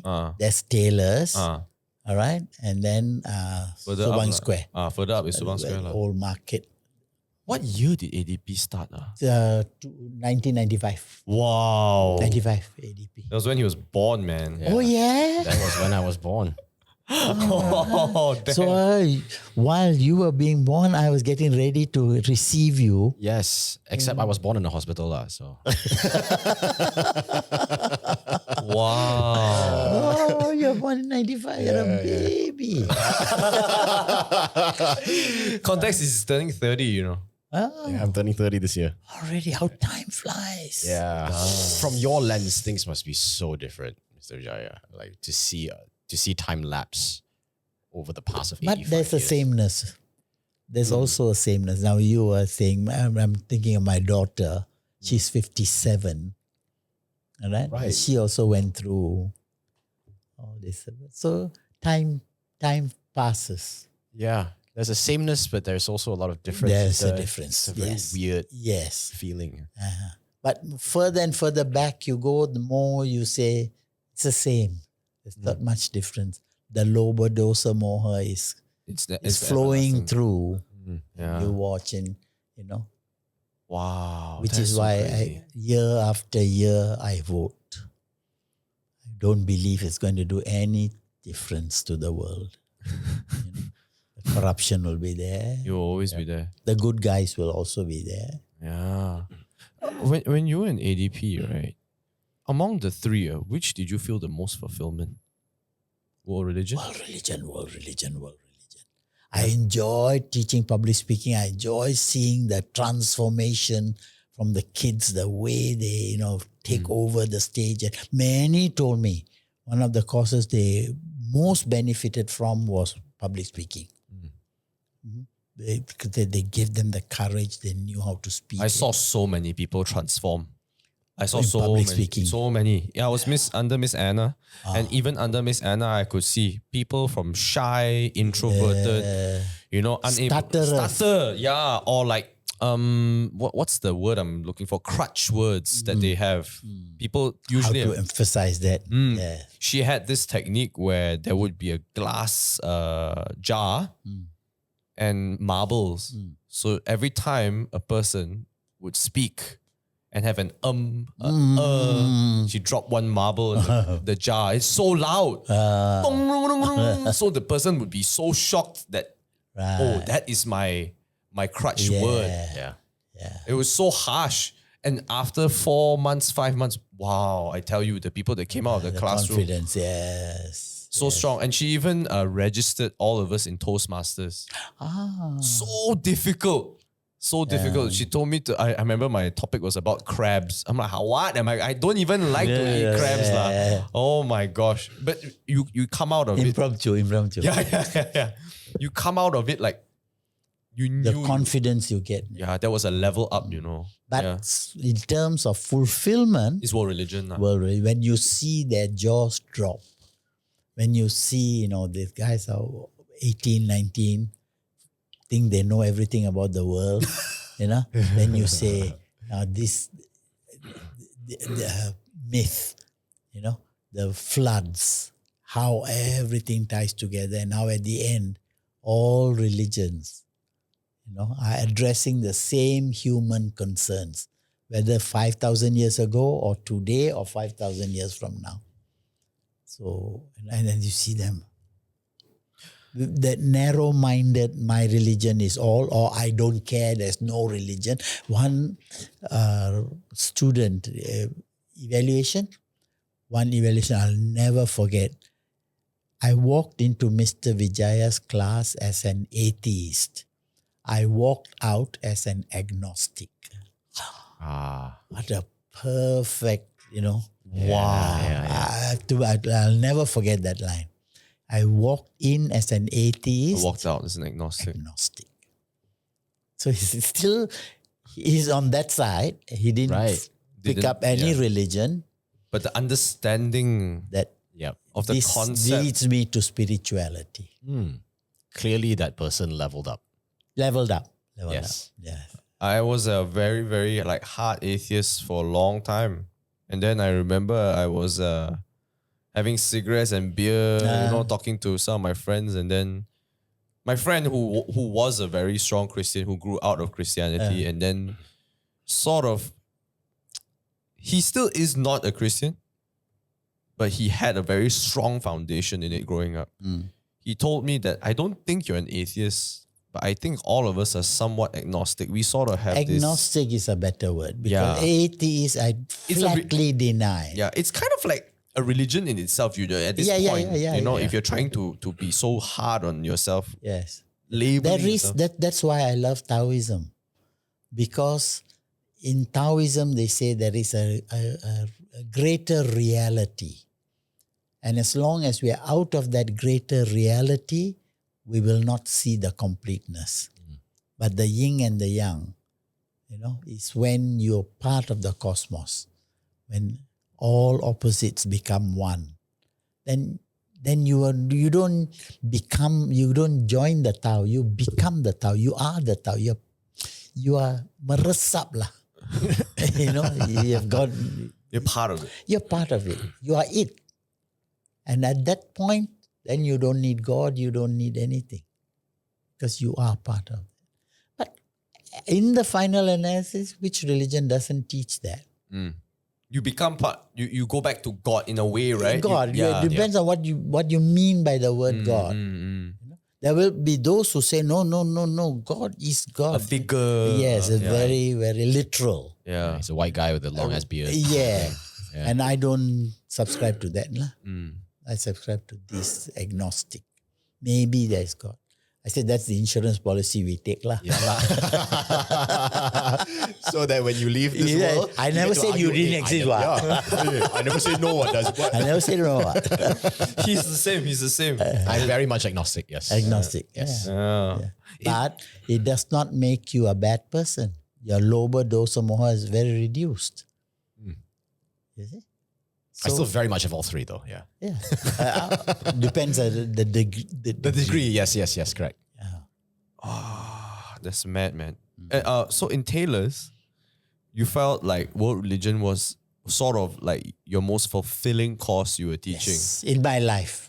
in your life. In my lifetime, world religion is. And I hope another opportunity will come next life.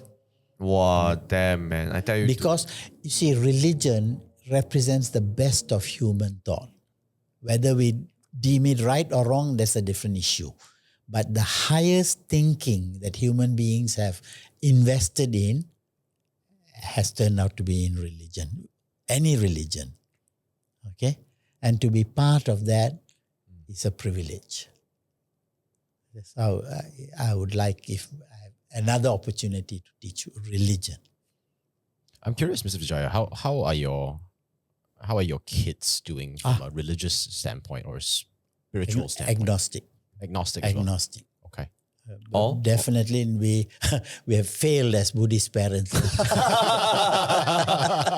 Succeeded as intellectual parents, perhaps. Yes, a lot of respect for all religions, but do not believe that religion can put food on the table.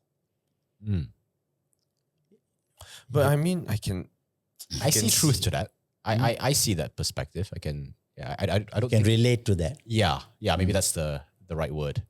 I've seen people take advantage of the fact that you can use religion to your advantage in a not so nice way. Lah. Right. I've Right. seen And lah. they've seen it and they say, no, we don't subscribe to this. This kind of, you don't need to pai all the time. Yeah. Yeah. You don't need to. And they can't see why we would go around the Bodhi tree. You know, it's a tree. Why are you going around a tree for? You know, but they refuse to.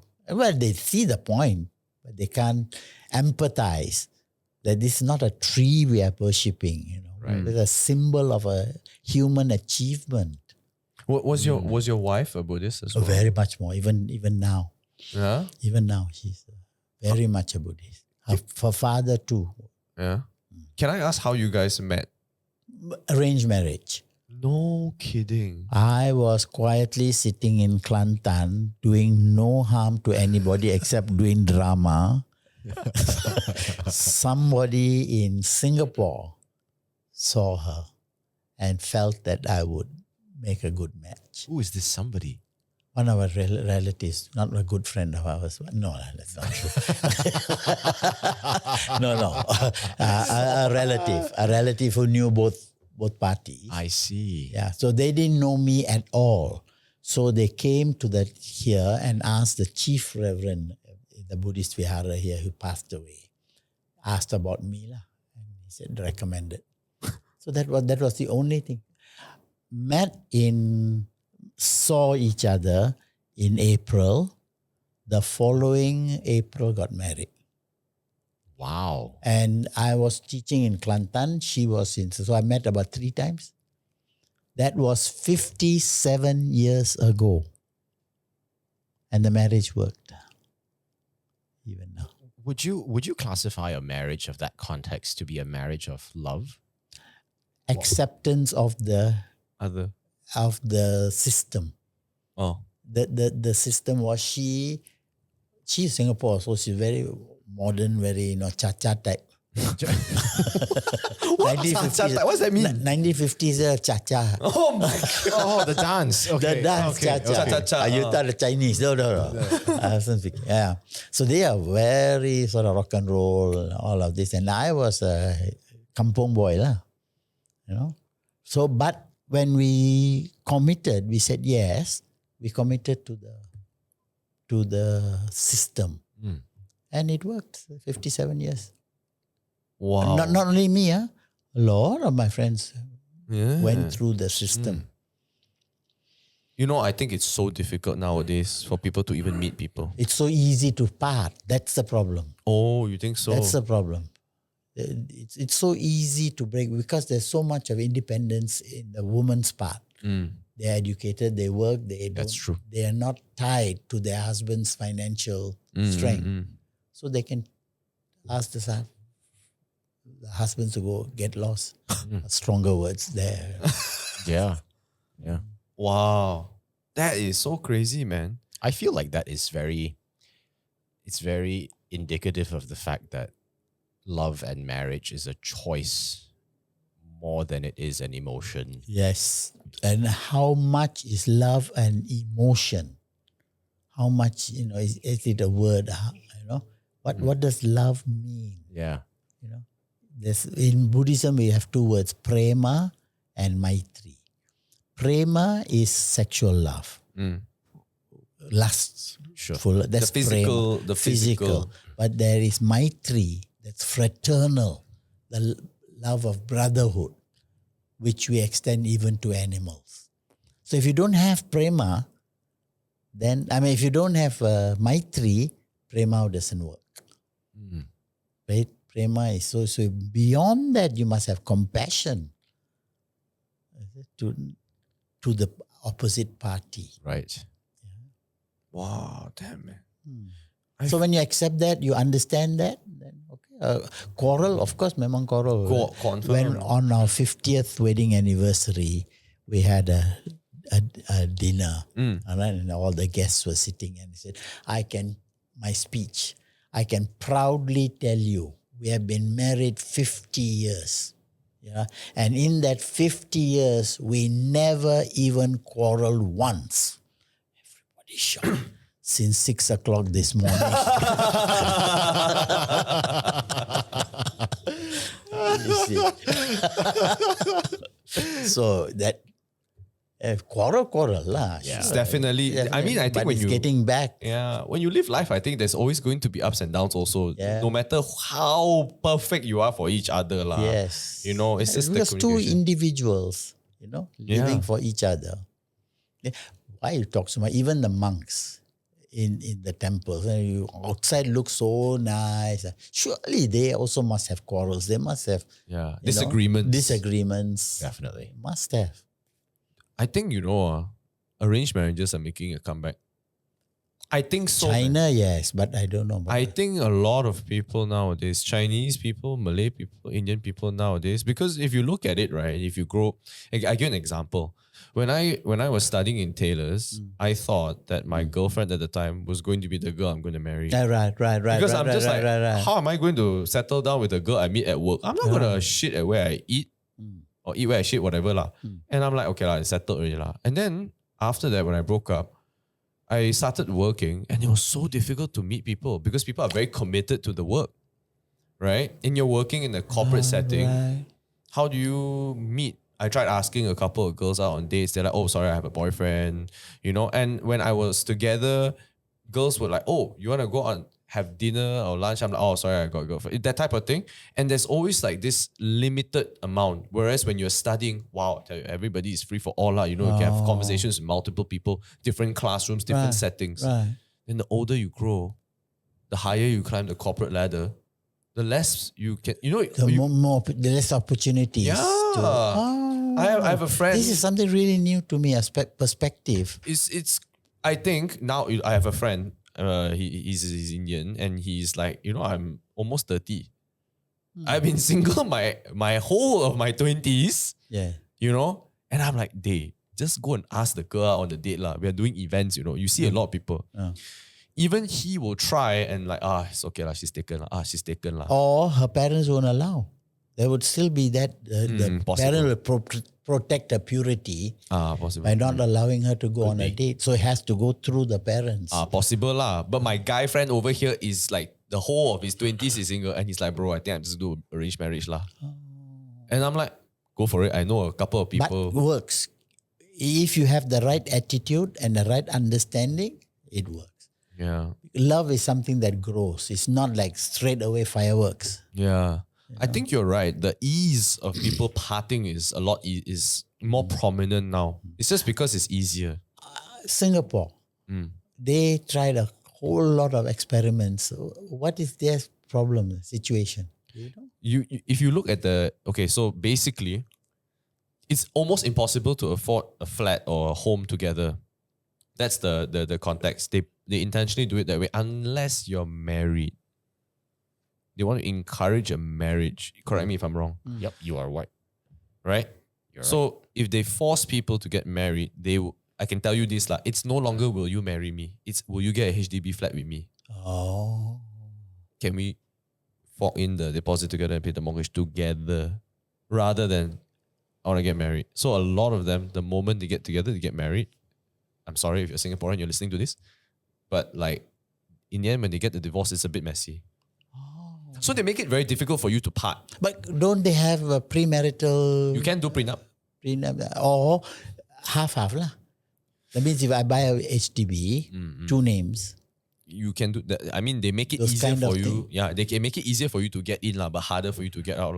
I think the complication lies in at the point of the divorce, hypothetically speaking. One party wants to sell, the other doesn't want to sell. Yeah. Yeah. So if both are in agreement to sell, then it's fairly straightforward. You just divvy it up half or Whichever. That's the happy part of it. When there are children, That's the sad part.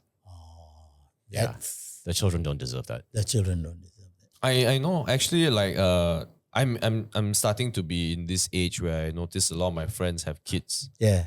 and it's funny, man. I think a lot of us we want, but we don't know why. So, for example, How? No problem. no problem. How, when, where? No problem. The why, Who cares? the why is not asked enough. Why do you Yes. want a kid? Why do you want to be pregnant? Yeah. Why do you want to be a father? Why do you want to be a mother? No, not enough questioning like that. They just see, monkey do, and then they're like, pregnant means, yeah, I want to be pregnant too. Or they have a house, I want a house too. There's no real question why. So I think a lot of times because we are fed such things, such emotions, Such values. Yeah. You feel as if you are left out if you are not in that camp of I have that too. Which is actually, I think a lot of people don't really ask why lah. Part and parcel education system, part and parcel, upbringing. A lot of reasons lah, I feel. So nowadays, I think the less you think is even better.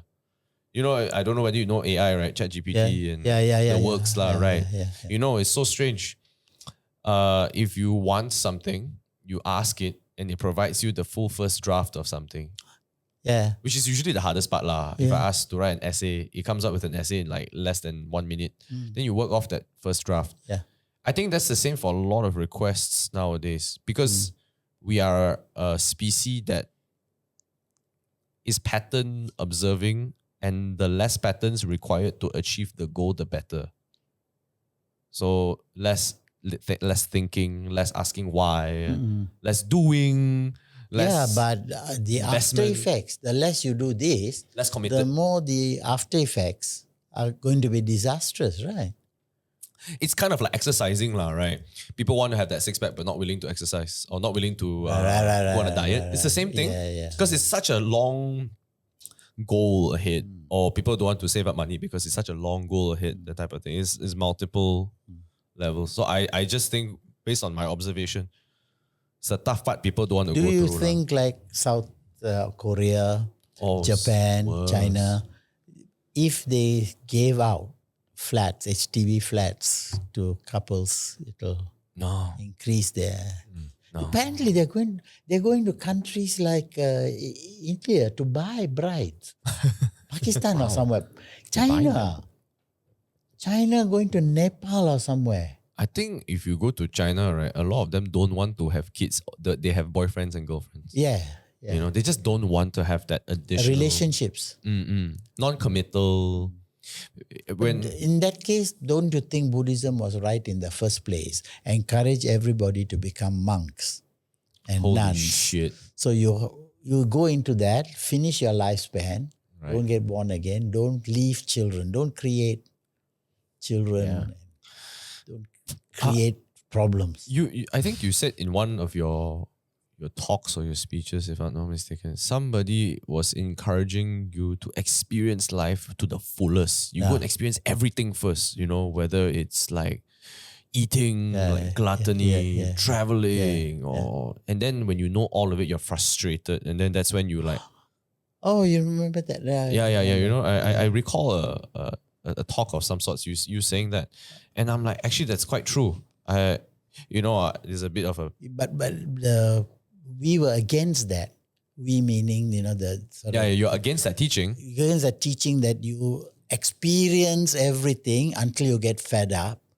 But here's a thing that there's a never ending. It's a never ending cycle. Exactly. Yeah. So it's bad teaching, wrong teaching. Yeah, but you brought that up before as a case study. Right? Case study. Yeah. And I was like thinking, actually, I found some truth in that. Although it's bad teaching, I just thought to myself, actually, if you experienced a lot of things, but you do not succumb to it, you know that it is not going to be fulfilling, because self-fulfillment is something that you need to achieve over like an effort or like internally. So I think if you, maybe nowadays, right, everything costs so much money that you can't experience a lot of things. So if you can't experience a lot, I'm going back to the Chinese and all that, right? If you can't experience things, I'm not even going to try. I'm just going to be at my base survival mode of going to work, getting enough money, pay for food, pay for rent.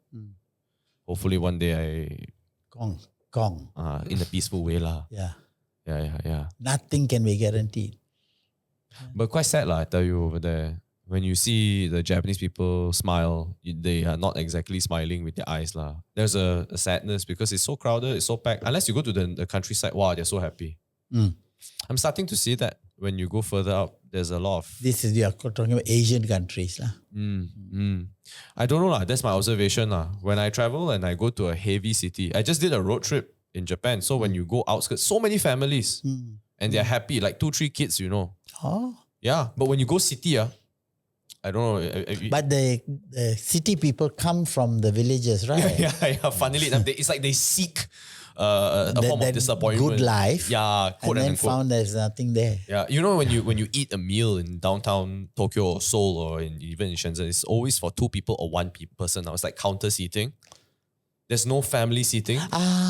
There's no table for 4. I don't know whether you realize this in Tokyo as well. It's very challenging to find a table for 4. We went with our mom and dad. We were like, wow, very hard to find. Yeah. But when you go outskirts, wow, so happy. Yeah, but one experience we have here is you go to any restaurant, there's seating for 10 people, but everybody is on their phone. With a handphone. So we are quite nothing... sad. I think it's very ironic actually that your rural, more suburban folk, right, will go over to the urban cities to live a better life, only to realize that their dream retirement is actually back in rural areas. Yeah. So they should keep one leg here. Yeah, and go there, make the money, and go back. It's very akin to this very short story that I heard recently where fishing. No, most people, they start out and they have to do gardening on their own because they can't afford to hire people to help out. And gardening it could be anything else, right? Yeah. But you do your own gardening. Then they work hard to get wealthy enough to hire a gardener because they don't have the time to garden now, right? Only so that they can amass enough wealth to retire and then enjoy gardening themselves again. Yeah. So it's just totally ironic. Ironic. Yeah. My story to that is, there was this professor, this executive in New York. He was so highly stressed out that the doctor told him, if you don't give up all of these, you're going to get a heart attack. I'll give you 6 months. Oh, shit. So the guy was so scared. He said, what do I do? The doctor said, go and throw away all your problems. Go to Cuba.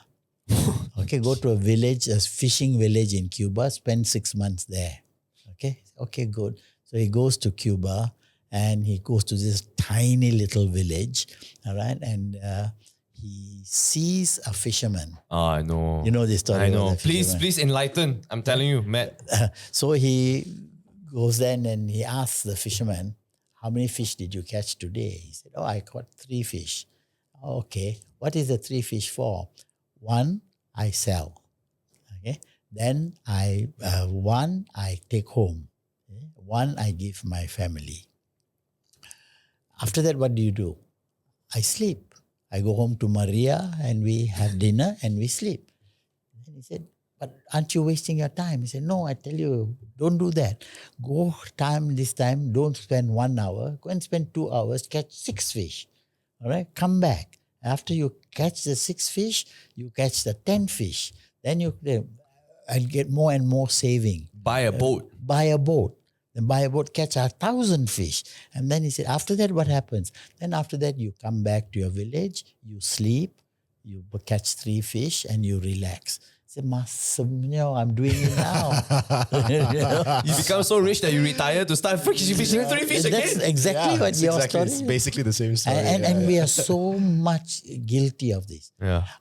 I feel maybe, I don't know how wrong I am, but the Malay community, They got it down. I think they have their kampung house and they go back now Raya also you can see. Yeah. Yeah, they are playing 5D chess. They knew this from the beginning. They had the foresight. But I hope all of them do. I don't know how far urbanization is going to take. I also, to some extent, it's also like, because I have many conversations with a lot of friends that are very in tune with the economy / government. I not so much. That's why I also do this lah. Keeps me up to breast with the news. Yeah. And their viewpoints are, it's so sad that we cannot go forward as a country, right? Like economically, connectivity and all that. And I always think the same, I'm like, it's actually quite a shame because when you go to countries like Japan, even if you go to a rural area, it's still very connected. You go to China, still very connected. Even in, Yeah? Yeah. In China, connected? Oh, very, very much so. Very much so. More so than most of the world. Yeah, actually. Yeah. Yeah, it's very impressive. But aren't they the ones who, Chinese New Year, Yeah. spend $1 billion of them have to move? Yes. That's and why yet they are connected with the land. I show you video later. It's crazy. It's crazy. You can take 15 minutes from Shenzhen to Hong Kong now. Yeah. Bullet train is like, or mad lah. And if you go, okay, so I digress, right? But if you go to Italy, there are pockets of cities that are developed. So I was thinking like, actually Malaysia, quite sad that we're not so developed, right? And I was having this conversation with my friend and he told me that, no, but that's not fair because Malaysia is a relatively young country. If you look at, let's say, a country like Germany, it was a country that was forged from many countries like Bavaria and all that, right? That's why they had a form of development already. So you expecting Malaysia to have that, it's kind of expecting But do history. we want that? Nah, that's the thing. So I'm like, I don't want highways running through my neighborhood. yeah. When I look back at it, at this conversation, because we're having now, I'm like, actually, yeah. Maybe I don't really want development. No. I kind of want quiet. Yeah. Yeah. Or that kind of development which includes our agrarian roots. We have lost our agrarian roots. Possibly. That's where we've lost our religion. We've lost everything. Have you seen those movies of the future where technology is so integrated, it's almost seamless? Example, if like you see, this is obviously a TV, but in the future, in this movie, the TV is kind of like a picture frame. And then they can make commands and they'd be like, Siri, could you bring this up? That type of thing. Right. So maybe we're just traversing this stage of humanity in which we are becoming that discrete technology. Well, AI is going to help us Hopefully go that way. Help us not in a positive sense. I'm ironic. Is that what we want? We lose thought. Will we remove our lobha dosa moha? For me, progress is stay where you are, but be contented. Have contentment. Be satisfied with what you have. All the technology in the world without development of the mind It's nothing. is It's no better development. not. Yeah. Better not. It's more dangerous. That's what's happening in Ukraine. Yeah. All that anger, all that hatred. Pent up, man. Nobody, worse still, Gaza. Yeah. All that anger. They're not attacking that. They're attacking buildings. They're shooting, Yeah. So I think we got it wrong. Maybe lah. We got it wrong. We have to, who are we to talk? I don't know, man. It's so far, Yeah. right? But when I observe, sometimes I always want to see the good in things. but it's so hard to see it sometimes, right? When you seek contentment earlier, you were saying the contentment is always there. I'm very happy having my kaifan, my chow, you know. But the temptation comes when like there is, why are you don't want to have a better car? What, you know, the questions Yeah, that come. right. The temptations always come that way, right? Yeah, and you got to fight it. So there is no And it such. can be done. It can Yeah. be done. My sister actually told me this. We envy the Queen of England for her wealth and her power and her everything, and wish we would have that. But we shouldn't envy her. In her way, from what she was born and all that, that's what she gets. So she should be happy with that, not anything more. Whereas we are entitled to this bit. Let us be contented with this. Let's not look across the shoulder and say, why can't I have them? They're not necessarily happier. They have more, but not happier. If we can feel envious about their happiness and try to emulate that happiness. Oh my God, that is a whole new perspective. Yes. So let me be as happy as you, not as cluttered as you. To me, this is cluttered. I go to rich people's houses and I see all these things from Italy lah, from here lah, from there. What for? I mati juga. Akhirnya mati juga. Betul lah. I feel like to play a contrarian perspective to all of this, I feel like money does buy you happiness up to a certain point. So the bad news is it buys you happiness. The good news is there is a point of diminishing returns. Yes. So at a certain threshold, whatever that threshold may be, I think it varies by person to person. Incremental gains beyond that point mean very little, if anything at all. Yes. Yeah. So as long as you pass that threshold, then you can optimize for contentment with what you have. Yeah. But to villainize money, I think in itself is probably not the right way to look at it. It's a very beautiful servant. You know, money is a fantastic invention. Yeah. It made us go so far. So much of it, creature comforts came with that. There's nothing wrong with air conditioning. There's nothing, as you said, it's the greed. Yes. That does, and for more. Just for one thing more. Contentment not there. Yeah. And it's always temporary too, you know, that happiness. It's kind of like you buy it. You know why? You use it. Why? There's a distinction between pleasure and happiness. We are chasing after pleasure. But not happiness. Happiness is not that. Yeah. Happiness is not satisfaction of the senses. Happiness is an inner peace. What we would call nirvana. Oh, damn. You know? That is what we should be aiming at. Not these artificial pleasures that are pleasing the senses. That's achieving nirvana, right? I think that's what they say. It's like achieving enlightenment, right? Achieving enlightenment is seeing things as they really are. You know, is this a piece of glass or is this a diamond? Why are we taking so many stones, hiding it in our houses and getting caught? Yeah. When you put it that way. Look at it. Come on lah. It's a freaking rock, bro. Belakang rumah banyak ada. Pergi ambil lah. That's so true, man. I always tell about my Dharma talks lah. You know, behind my house, my neighbor, he drinks Carlsberg beer from bottle. After that, he throws the bottle, breaks the bottle, and the glass is at the back. Not true, just, you know. Okay. And I said, so I tell anybody want diamonds, I'll go lah. Behind my neighbor's house got. Oh, got a lot of green diamonds there. How did you get into your Buddhist talks actually? Again, sort of found me. When I came to KL, I gravitated towards the Buddhist Mahavihara. Okay. And I don't know if you heard of him, Venerable Dhamma Nanda. How do you spell that? Sorry. Dhamma Nanda.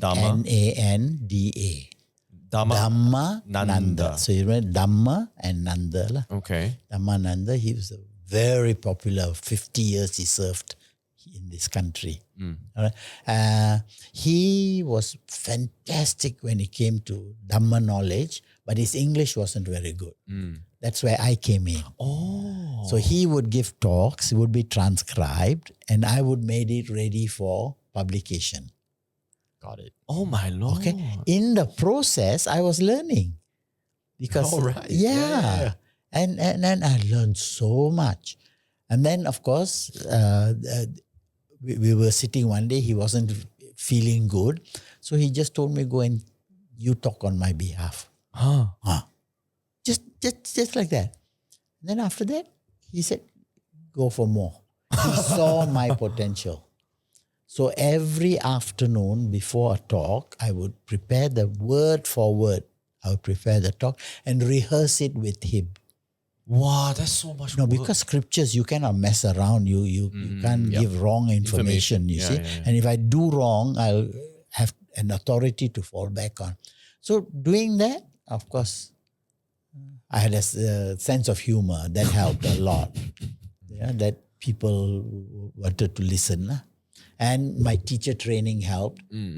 Ability to present complicated things in a simplified form.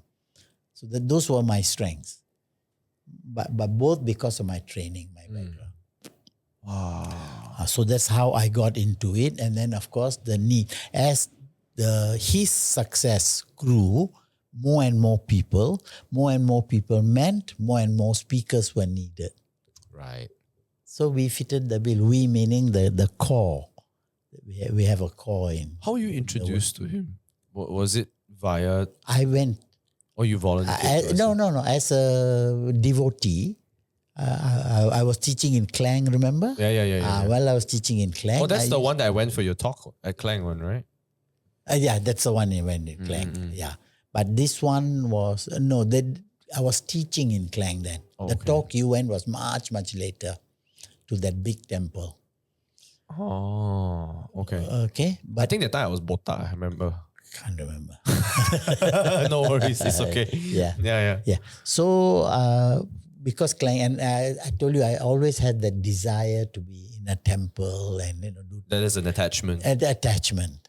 So an inclination. So I went there, and then he was quite free. He spent time. He was a very lovely person to talk to. So sort of it became symbiotic, lah. I became his pupil by accident almost, his disciple. As your fate, but with action, I suppose. Yeah, and karmic.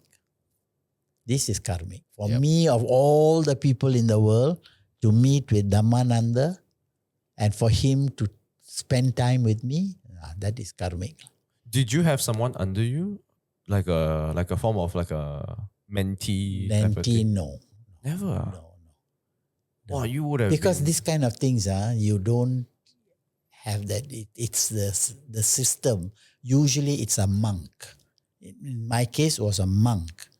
So a lay person wouldn't have the authority.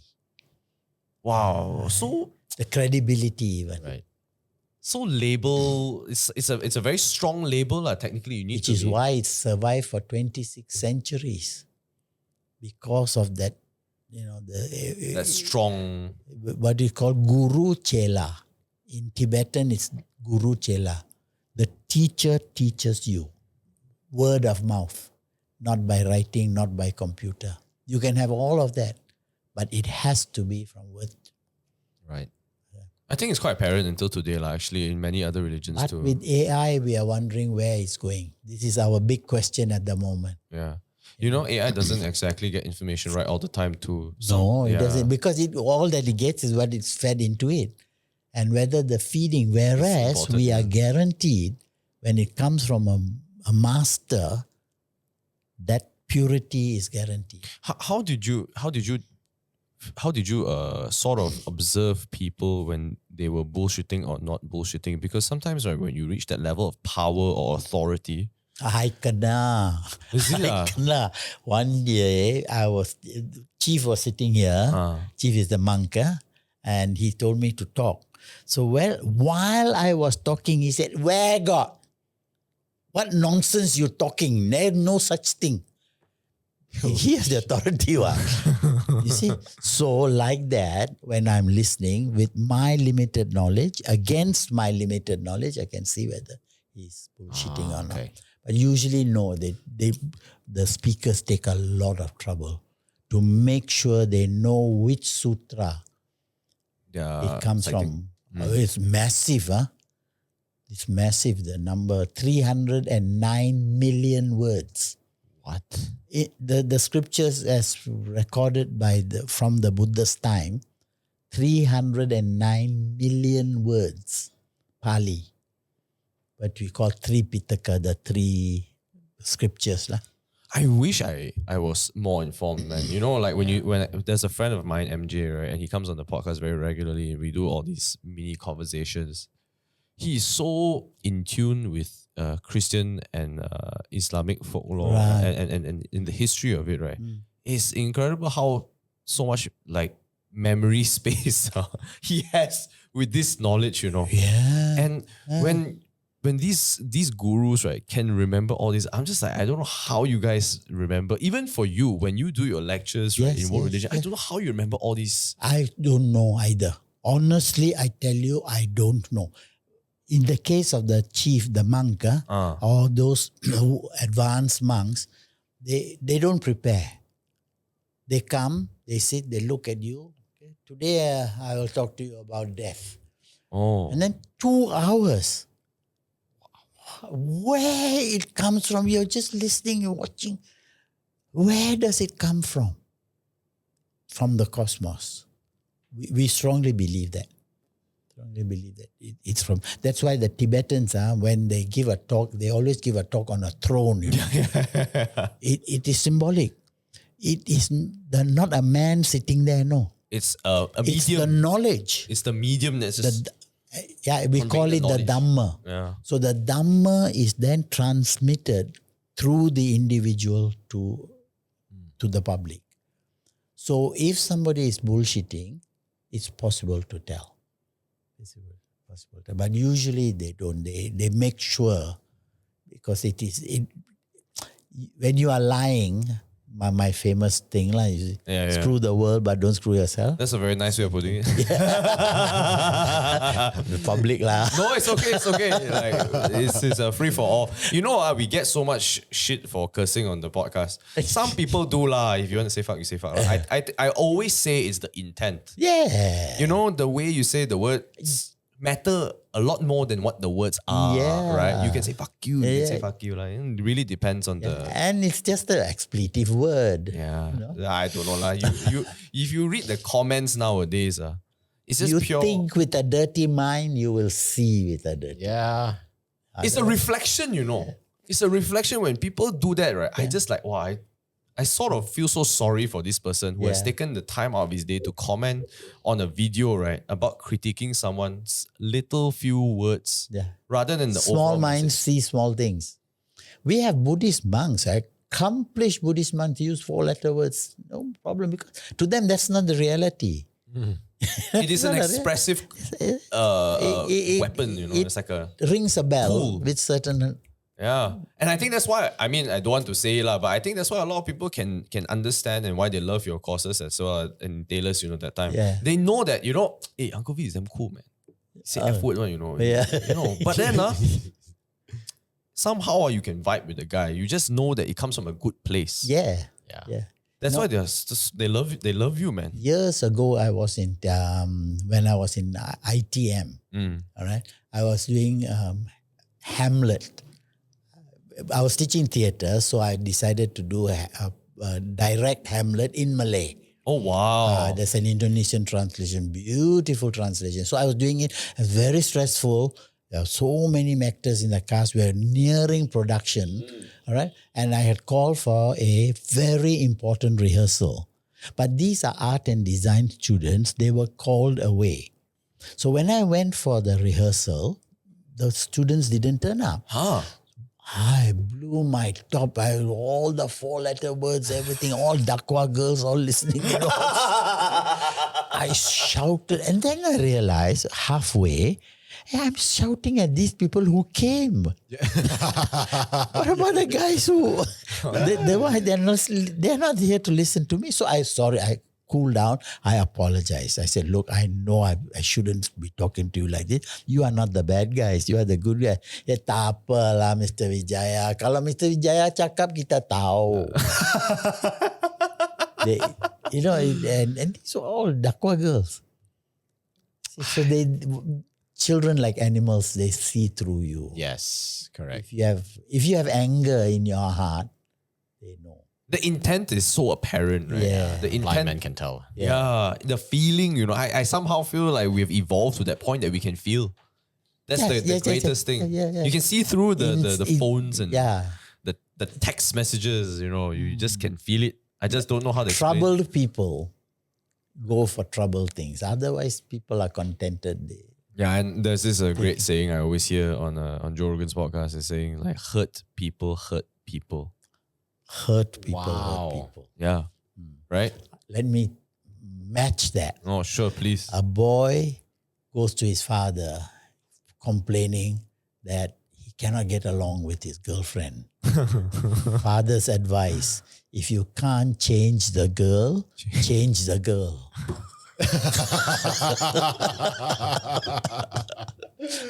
English is such a beautiful language. Oh yeah.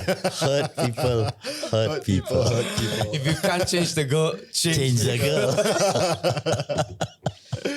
Joker. That's brilliant, lah. Are you giving any more talks? Coming up now very soon. Yeah? When? Very little. Very few. Mostly, I don't know if you've heard of BGF, Buddhist Gem Fellowship. No, haven't. BGF? F, yeah. When is the next talk? It's all written down. I can't remember. I would be more than happy to attend a talk again. I feel like I haven't done it in a long time, Sometimes it's like the past 10 years, I feel just went by so fast, And it's so weird how life had just turned so fast when Renee brought up your... No, I don't know what came to me that day.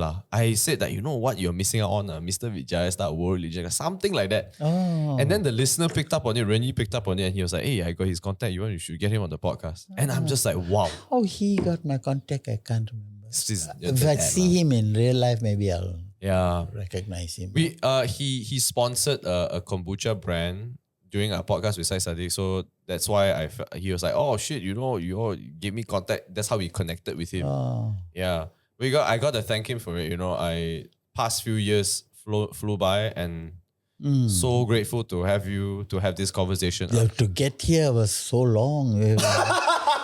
25-minute drive. Okay, Not that. I'm sorry, my Not conversation that. skills. He's in China. Yeah, life gets in the way. Life gets in the way. Yeah. Remember? Yeah. I've I've got another guy called Kylie, also one of, like y'all. Kylie is that same standard as y'all. And I think he's a multimillionaire already, self-made. Wow. He'll make an appointment with me, Mr. Vijaya, I must meet you, 2 hours before. Sorry, some clients came from Shanghai. I can't meet you. Can I meet you next week? Okay, next week. Sorry, Mr. Vijaya. So, Kylie. You should meet man. Kylie. Very familiar You should name. interview Kylie. Is it? Oh my God, I should have this. How do you spell his name? K-A-I-L-E-E. Khai Oh, Kai. K-H-A-I. L-E-E. Oh. Kylie. He's an entrepreneur. He's an entrepreneur. He's an entrepreneur. Give me his Also contact. Very like Fahmi. What was it? Just got it in him, and I knew he had it in him. Yeah. He works at 500 Global. What's 500 Global? They are His own. they're a venture capital. They back startups at scale. Wow. Startup. Yeah, they invest in a bunch of startups, essentially praying that one of them will be a unicorn and they make massive returns. Oh, That's so the essence of the basically business mother model. company of Jet Spree last time. Something like that. Is he based in Brickfield somewhere? Let me see. He used to. More than happy, man. More than happy. Yeah. Introduce. Nice guy. Very full of life. Energy. Is he from Taylor's as well? Or? Yeah, Taylor's. From Taylor's, he went to Australia. He went to Sydney. He did the South Australian matriculation No. ADP. He did ADP. Huh. Came after. That's how he hero was me lah. Oh my So lord. the hero was me. And he went to, Was he Lakeside or can't remember? Or I think he was, no, old. my era? Oh, your era. Your era. He's, I think, touching 40 now. Oh damn. 39. He's my senior lah, probably. I was the last semester at Subang Square before they moved to Lakeside. So Oh, no, I remember him from there. Okay. I mean, more than happy to have a conversation if he's okay with it. If he's got time also lah. He is a very obliging guy, very, very nice guy, but a lot of energy. He would be lovely at this. He laughed very loud. I have to say, when I called you in Perth that time, I was in the middle of nowhere. I'm in a fucking desert, Oh. Yeah, and I was like, I don't even know whether I got line now, like I can talk to you or not. Yeah, so I was like, Mr. Vijaya, it's a damn honor to talk to you, but I don't know whether my line, and I was breaking The up. very first time. I mean, you were arranging this lah. Oh. Yeah, the line was so bad. I'm like, fuck lah, of all times, I'm going to call you now lah. It's going to be so bad. But Chinese New Year was coming up, and right, everything, right? So it was so delayed. So I got back from my long business trip. Now I'm trying to get back everybody in contact again lah. Yeah, thank you so much for coming on the podcast. It's been an absolute pleasure. Mr. Thank Vijaya. you. That was so nice. But I enjoyed my... Yeah. I'm glad you did. Yeah. Brought back a lot of the past. It's all lying low, Once in a while, melotop. Yeah. I tell you, I might not have gotten courses under you, right? But if I got this conversation with you, I'm so happy lah. Thank you. I'm so happy lah. Thank you Thank so you so much. much for coming on. Okay. Thank you again. I hope the next time we can do this again if you're free. Like if you want to, if you don't want to, it's just a conversation. Yeah, Okay. let's converse. Yeah. Yeah, for sure. Thank you so much, Mr. V. Appreciate it. Thank you. Oh, Thank you. my Thank God. you. Thank you. Crazy conversations. Yeah. Your life is... What is this? So now what happens? So what I'll do is I'll compile the audio and the video together and I put it on YouTube and I put it on Spotify and it's forever up there. And then so- what do? You edit, you clean up.